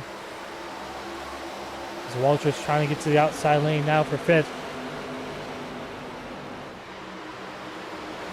Rodas drives it in deep there, almost gets to the 60 of Isaiah Watchers. He's starting to struggle a little bit. Jared Skinner looks to the bottom. Here comes Watchers trying to find his way around the outside of that 5 machine of Ryan Sauer. Can't do it yet. Can he get the run off of turn 4? Maybe diving down to the bottom in a 1. Doesn't have the run. He's just still sliding behind Sauer as they battle behind between Rodas and Skinner. Yeah, they're continuing the battle here. Coming to 45 laps to go this time by.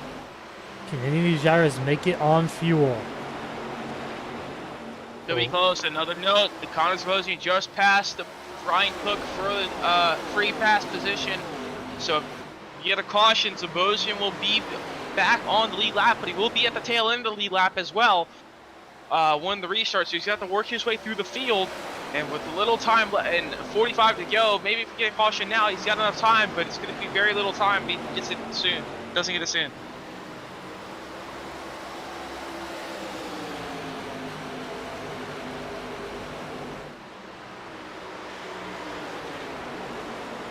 Yeah, right now Molnick's doing a great job holding on to this race lead. There's still a bunch of hungry cars behind him trying to chase him down.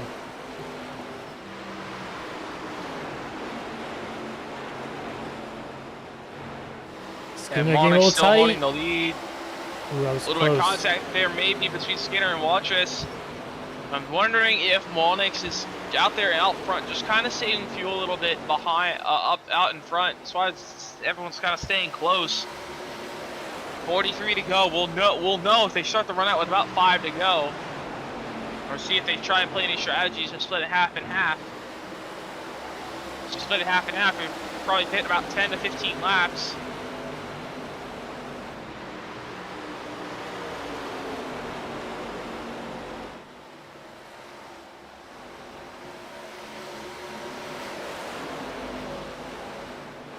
Yeah, most is single file here, but here comes Skinner to the inside. Waltrus trying to hold on to that 6th place spot.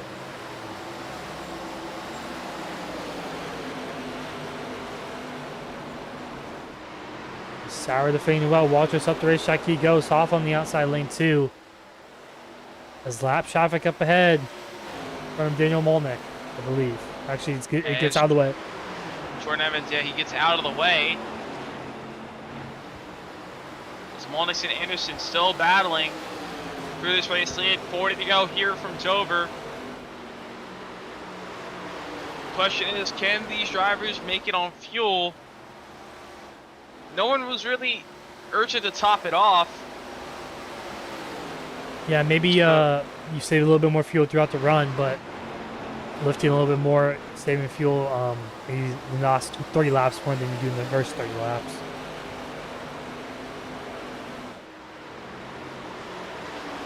We'll have to see, but I mean, this is going to be big if this race finishes like this. Alex Anderson in 2nd, and Connor Sebastian will finish 19th at this rate.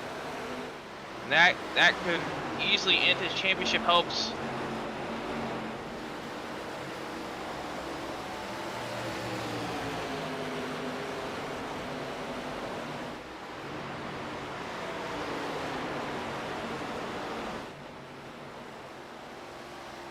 Lap traffic up ahead. That's still in lamp, I believe.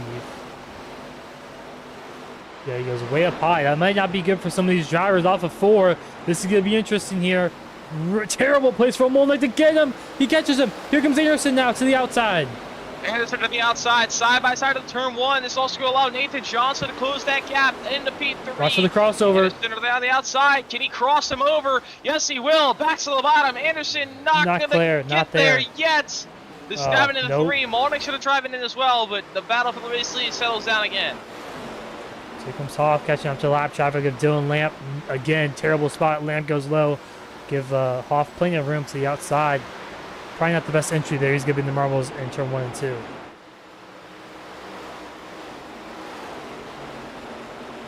And what's coming up is going to be bad for Connor Sabosian as they're catching Jason Rushing about a couple seconds up the road. If these leaders catch that 78 machine, that's going to be bad for that 10 machine. So if for Anderson, he's hoping that he catches that 78 machine. So if they do get a caution, Anderson, Sabosian will have to stay out and get the wave around and still need another caution or need 2 cautions.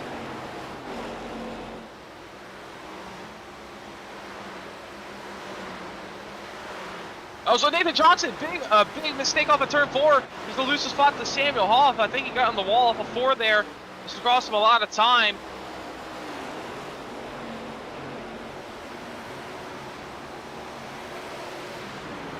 He's going to only fall back to 4th. These last few laps, it's a little cranked up here as we're going down to the last few laps here. Last 3 laps.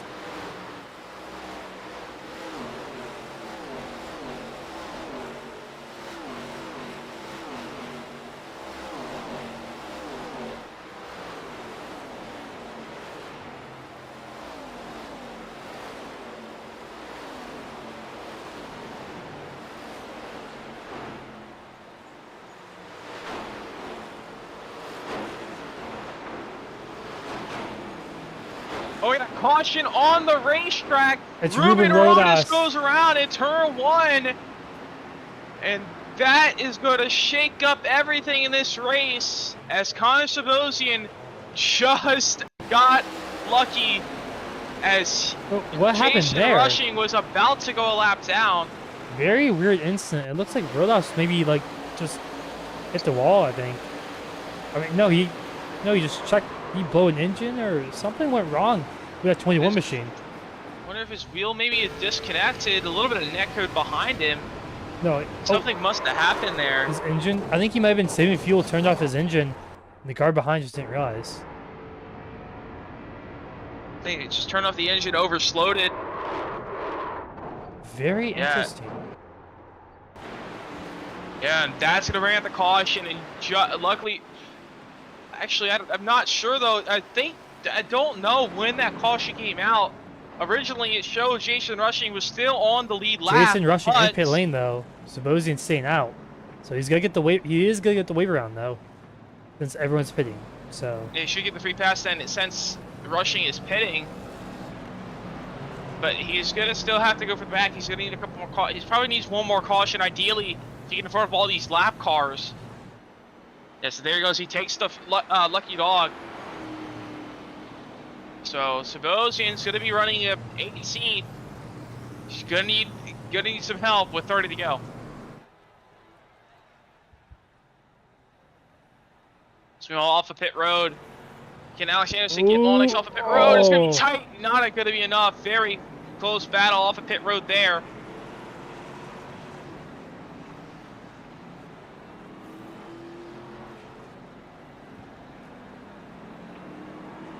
Starting the final home stretch of this race.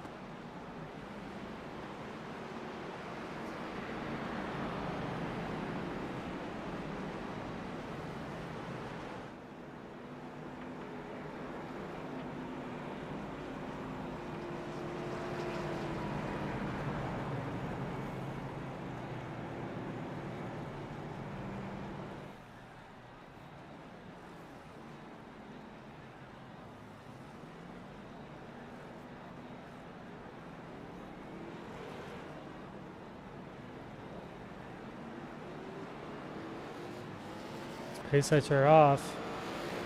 Lap traffic going around. So these Molnix and Anderson on the front row. We'll see where Sabosian lines up. He's going to line up 17th, at least in positions, but he's going to be behind. Going to be behind at least 4 to 5 lap cars. So he's going to have to work his way up through the field. So we'll have to keep an eye on that 10 machine. Can he get back up into the top 5? I mean, it's really going to be hard. I mean, he needs to be gaining points since he's behind Anderson.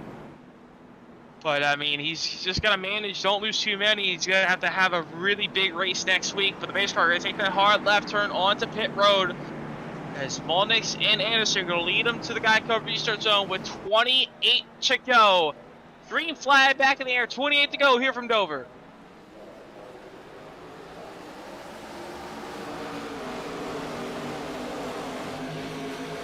So side by side with the lead as Anderson going to fall behind Molnix going down to the 1.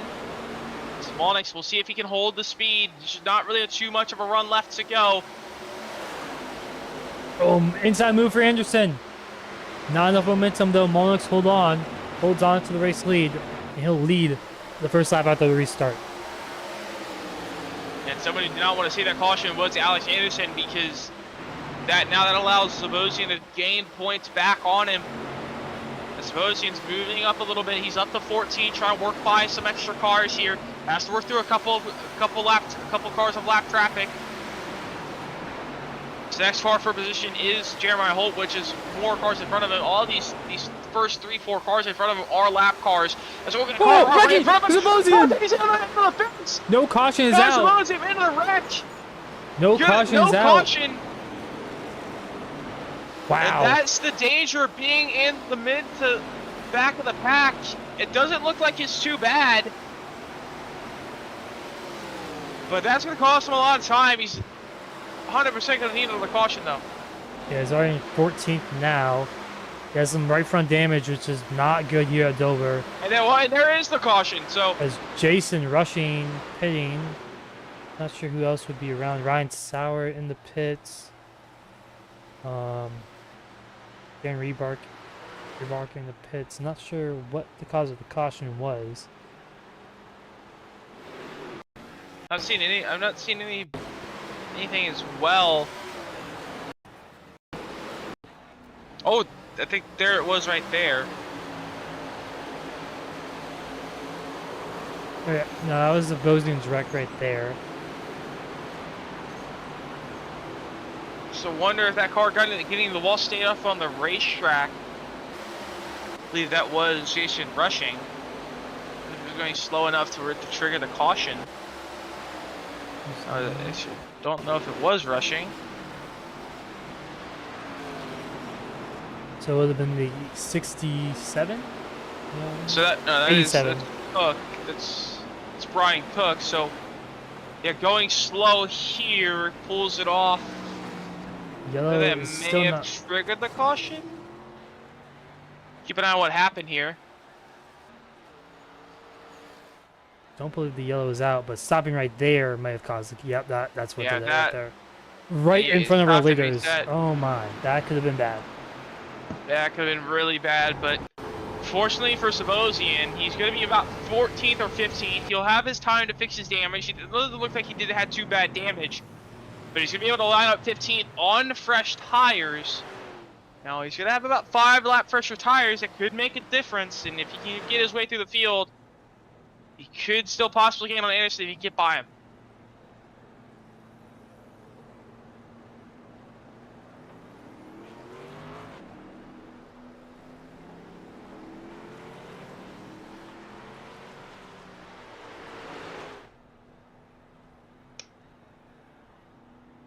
Sabosian going to fix his damage, take tires as well. It's 23 to go. We'll restart with about 20 to go here. I think 21. This Molnix has been perfect. He got the lead. It's just staying out there so far.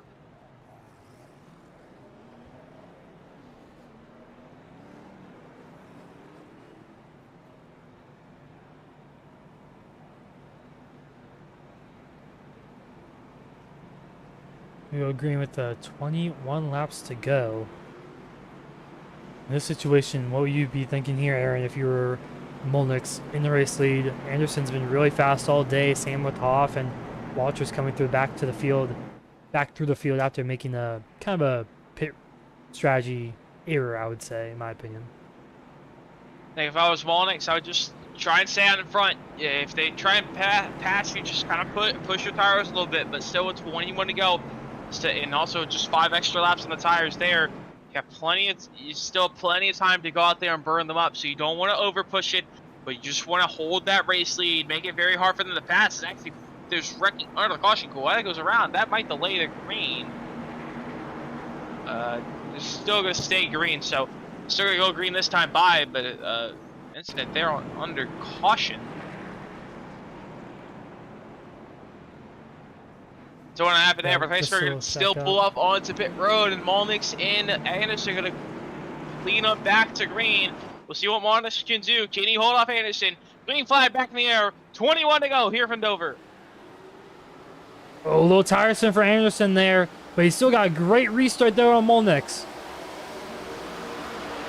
They stayed side by side for the race lead. He's gonna slide behind Molnick's here. Has to be careful, don't make a mistake. He looks back down on the bottom. He's side by side for the lead. Anderson wants the race lead. As Molnick's on the outside lane, has the run. Anderson getting pushed over the field. Does he get hit? Yes, he does. Big hit. Massive and the points wreck. leader involved in a huge wreck as Darius Skinner goes over the pit wall on the front stretch. Zabosian in there Sabosian in too. it as well. Massive carnage here on lap with 20 to go. Oh my. And yes, too, that helps. Samuel Hoff is still in the hunt for the championship as he is up in second now with our top 2 in the points out of this race, most likely are very damaged. I think, yeah, Alex Anderson is out. His left front is broken. Zabosian's That's not going to be repairable drivable, damage. but Sabosian as the 10 car, no pit for repairs. so he's They're still very regular lucky. caution. He has very big damage though.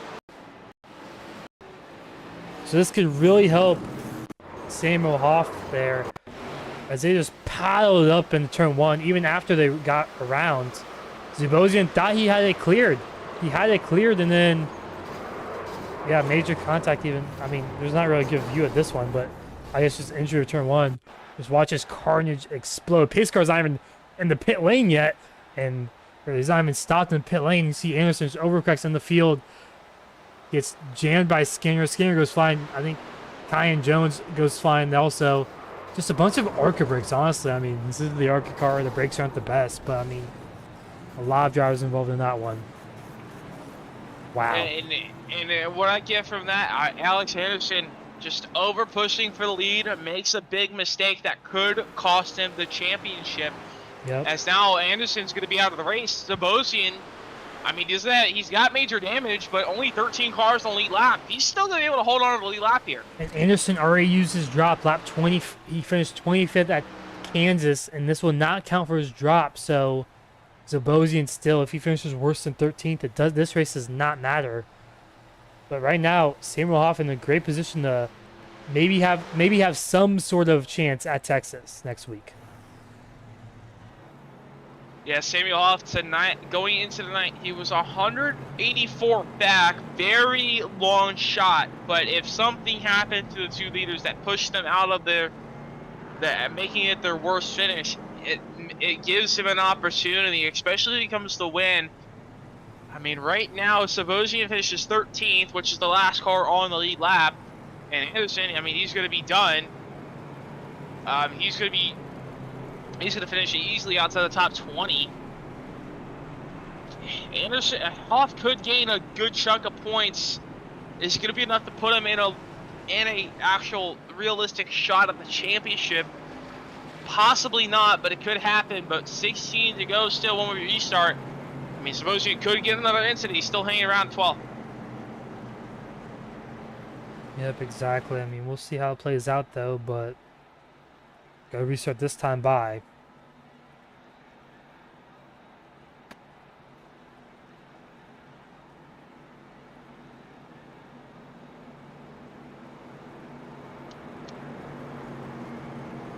Onyx holding the lead. Now he's his main competitor, Alex Anderson, kind of gone. Now he's gonna hold off Watris.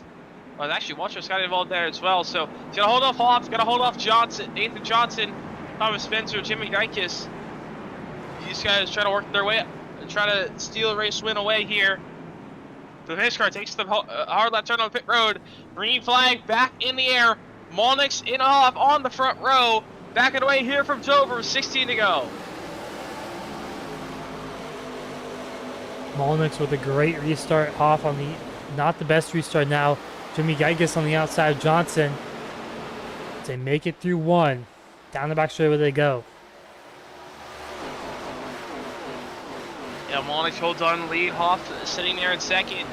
He got an easy extra point, so we'll see how much he goes for the race lead.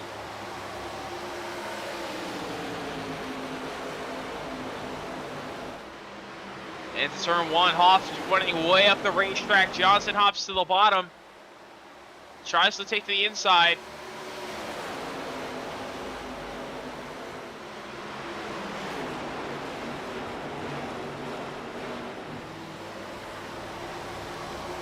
His top four single file out with 14 to go here from Dover. Molnix holding on. Johnson a little bit faster than Hoff, it looks like, trying to find his way by.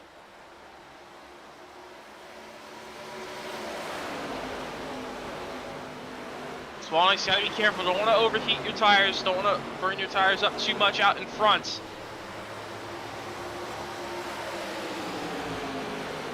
It's Johnson, he's got Geikis right on his bumper, right behind him.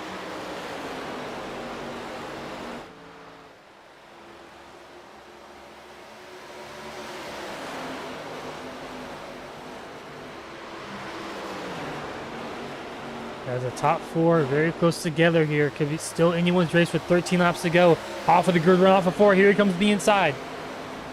Side by side for lead. Molnix on the top. Now Hoff on the bottom. Hoff like the top a little bit more, I think.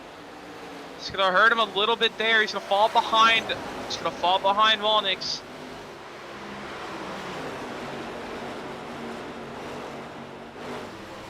Off of four. Off at turn four.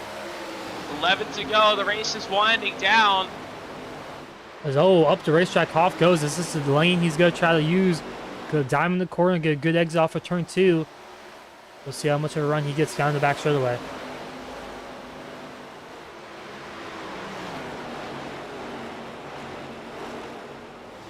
Off of turn four here. 10 to go here from Dover.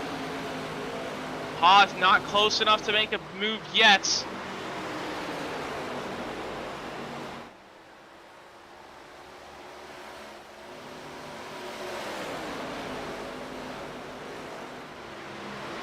Down into 3 and 4, off at turn 4, 9 to go. Hoff on the back bumper of Molnix, trying to find his way by late. Hoff kind of needs the win. Sabosian's running 11th. I think right now, if they finish where they are, Sabosian probably is pretty solid going into next week and pretty confident in probably a pretty solid lock for the championship, knowing where Anderson will finish tonight. Yeah, McQueen's on the racetrack, so he's going to overtake Anderson. So Anderson's going to fall back all the way to 25th. Brian Cook's also coming off a pit lane right now. He's just making laps right now. And if he keeps making these laps, he's only 3 laps behind Anderson, but I don't know if he's going to be able to get it in time. I think he's got a little bit too much damage, but these top two still close to the lead if anything can happen. He's also got Nathan Johnson right behind if anything happens between these top two. This time by 7 to go here from Dover. Hoff just trying to find his way by. Can't find it. He can't get a run. It doesn't have any gaps to kind of fill. Just got to hope Molnix fixes mistakes. Just got to be perfect in these last 7 laps. Side by side for 5th and in top 5 position. That's Thomas Spencer making his way through the field. He's by Kyan. Oh, both cars in the wall. That's Lucas Blake behind Keon Washington there as Walters gets by there. Let's take a quick look at our biggest movers so far in tonight's race. Daniel Rebark up 14 spots. Geikis up 12. He's in 4th right now. Thomas Spencer in 6th, who just got passed by Isaiah Walters. Isaiah Walters back up to 5th. Oh, it's Hoff in the wall. Nathan Johnson up to second. And it's looking really good from Daniel Malnick's up in front. Yeah, and Hoff, big mistake there. Couldn't lose that spot as well if he wanted to keep his hopes in the championship, but still 4 to go. Malnick just has to get back to the white flag, just hoping he does. He's pretty much got this settled, but he's still got 3 more laps to get back to the white.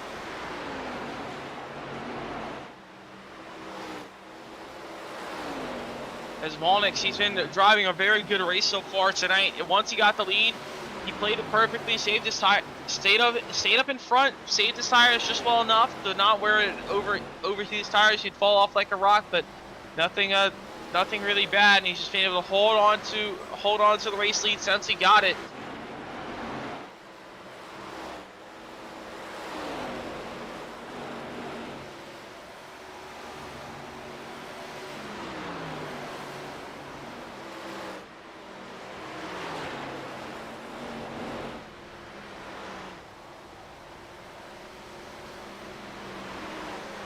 But 3 laps to go, now 2 laps to go. Can Malnick just get back to the white?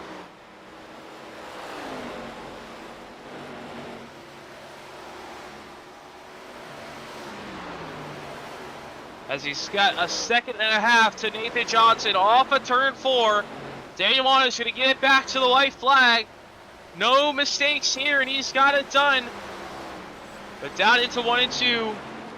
Malnick's just gotta keep it nice and clean. Got the lead, saved his tires perfectly, didn't lose the lead on the restarts, managed the restarts, no big mistakes. And that was the key to the race, making no big mistakes. Dover, not a forgetting racetrack. Miles will eat you up and spit you out. But Malnick is gonna conquer Miles, and he wins here at Dover.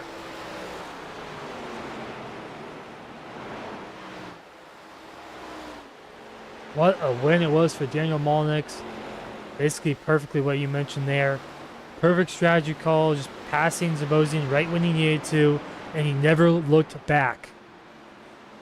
And he defended completely perfectly there also, and just took advantage of every opportunity he had. And he played it perfectly. He got the lead, stayed out in front. Now he's going to celebrate as deserved.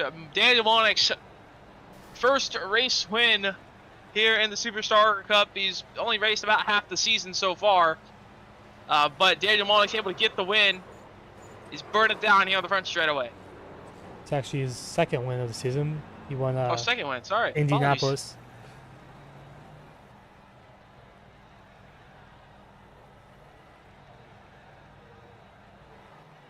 Daniel Malnick's a great win.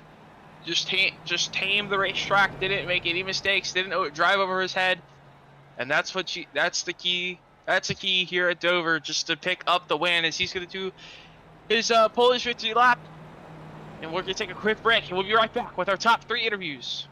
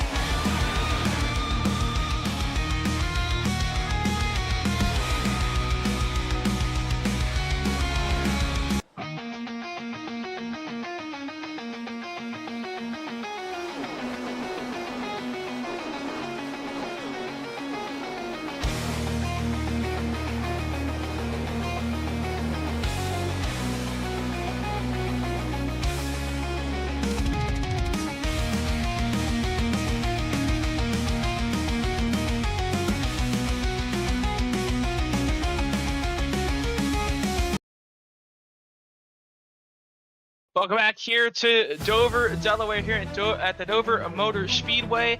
As we saw, Daniel Monix able to pick up the race win and played it perfectly. But before we get to our top 3 interviews, let's take a look at our results for tonight's race at the Monster Mile 150, presented by PRA. Daniel Monix able to pick up the win. Nathan Johnson holds on to second. Samuel Hoff in third.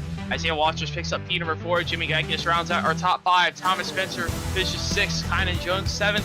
Ruben Rodas in 8th, and Connor Mosian able to get up to 9th after being in multiple incidents of making a mistake on the restart that may solidify his championship. We'll have to take a look at the points when they get updated, but Lucas Blake will round out our top 10.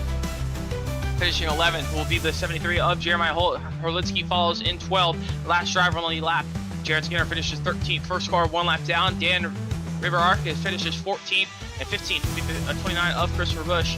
Finishing 16th is Tate LaPrette, and Jordan Evans finishing 17th. 18th was Andrew Guerra. 19th is Jason Rushing. And running out of top 20 tonight is the 15 of Joshua Clouderbuck. 21st is that 23 of Caleb Winslow. Brian Sauer finishing 22nd after being involved late in an incident. He was up front pretty much all night. Alex McKean finishes 23rd. Dustin Coggan 24th. And Alex Anderson, our points leader, finishes 25th tonight. And that's going to be big going into next week. But Mark Cofield finishes 26th. Brian Cook 27th. Dylan Lamb 28th. And Michael Mullen 29th. And Dwayne Young finishing 30th.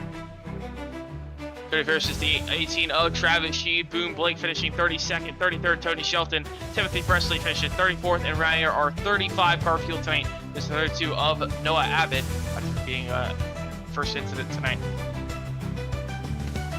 As now that was our race results, and we'll have to bring in our race winner of Daniel Monix. He got the lead, kept it, didn't make any mistakes. How are you able to get it done? Clean air, really. And having control of the restarts was a huge help too, but mainly the clean air. Yeah, and you were able to hold on to the race lead pretty much once you got it, and just the restarts. And how tough are the restarts out there tonight? Normally it's a really tough race trying to get the restarts, a lot of tire spin. How tough was it out there tonight on this restart? I mean, those last few, I still had a little bit of tire spin, but I forgot that you could start in first gear with these cars here, and not just blow the tires off of it. So the first 2 or 3 restarts, I was restarted second, and everybody was just driving away. So then I had to do some work to catch back up to them, and then actually be able to move up. But yeah, once I was able to get the lead, at that point I was restarting in first gear, and I still had a little bit of wheel spin, but all in all, I mean, with the control of the restart, it's kind of hard to get beat on the restart. Yep, you're able to master it, you're able to keep the lead. But before you send you off on your way, any special thing for tonight's race win?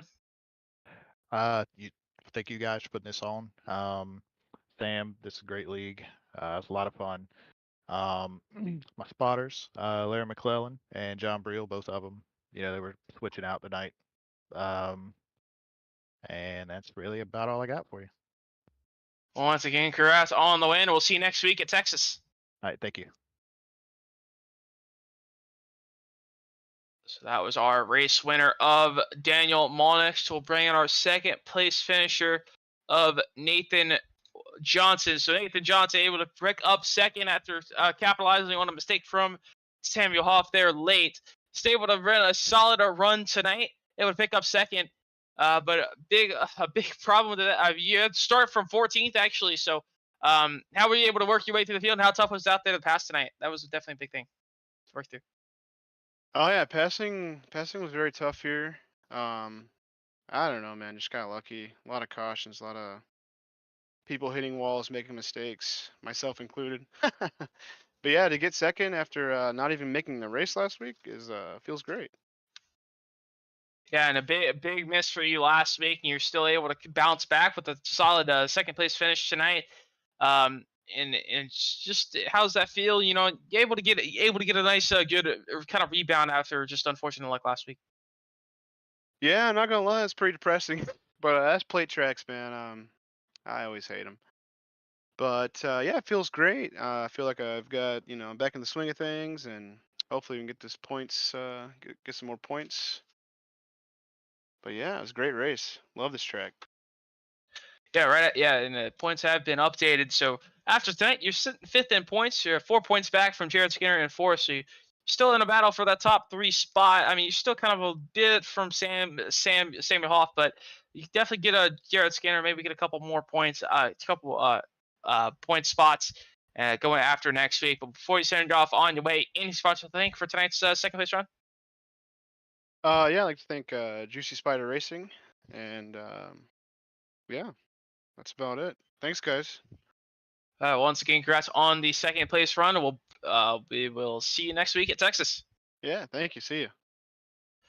So there's our second place finisher of Nathan Johnson, and we'll bring in our third place finisher of Samuel Hoff, finishing P3. A second had a chance at the race win there, and it kind of all exploded late there, and you were very at a long shot going into the championship tonight, but it kind of helped you out. What was going through your head once Sabosian and Anderson got in the incident there? Well, what was going through my head was win the race, because that's all I really cared about was beating Daniel there. But Daniel did a great job managing his tires. He did a fantastic job running the lines that he needed to run, not running too fast. And I burned out my stuff trying to pass him. And sometimes that's how it goes. The points have been updated. We're about 131 points outside of it. We're a long shot. We're in the battle. Only 3 cars left in the battle, but we're a very far long shot. Going to need a lot of help from the 67 and 10 to maybe make a championship push. Yeah, you're still a very long shot out there, but tonight you did have to work your way a little bit through the field, and just also, how was the tire wears managed as well tonight? Because we had a couple long runs. How tough was the tire wear, and how tough was the handling out there tonight? Yeah, as the tires wore, it kept getting tighter and tighter through every corner, and it just got worse and worse. If you all saw me on the race, you saw I was doing the third lane, entering the turn, diamonding it all the way off, and I found that was really working as the tires wore out. But coming through the field, it was kind of getting it's hard to pass here at Dover, and it was difficult to get around some cars, but that's racing sometimes. But the tires, they would fall apart. I think I tried to run where I didn't use any brake, just did some lifting, trying to coast the car, maybe let it slow its down self, not put in some heat in the brakes through the tires, and I burnt the tires and completely ruined that run, and that was probably our longest green run too. So really regrettable. You're still able to pick up a solid P3 tonight, but before we send you off on your way, in front of the thank for tonight's third place run. Yeah, I'd like to thank Patty Engineering, Juicy Spider Racing for another great car, bringing it out here, Fanik, Beckhoff, and of course the spotter on the box, Donald Trump. And once again, congrats on your third place finish. We'll see you next week for the season finale at Texas. See you next week. So there's our third place finisher of Samuel Hoff, and there's a long shot going to the next week to the season finale, but definitely can happen if Sabosian and Anderson kind of have a bad race, which they kind of did tonight, both of them. Sabosian still able to hold on to a top 10, but Anderson really struggling tonight, and that's going to change a lot of things going up in the next week. Yeah, definitely. I think 130 points out. That's going to be really, really tough. I'll do the math on that. That would be about 26 positions between him and Zabosian there. So, I mean, pretty much, yeah, I mean, Zabosian has to have his, I think it's mathematically impossible since he's dropped. Yeah. I don't know. Yeah, so that probably won't happen. So Hoff might be out of the championship, but after that race, Anderson is 55 points back from Sabosian. That is a good. That's a lot of points.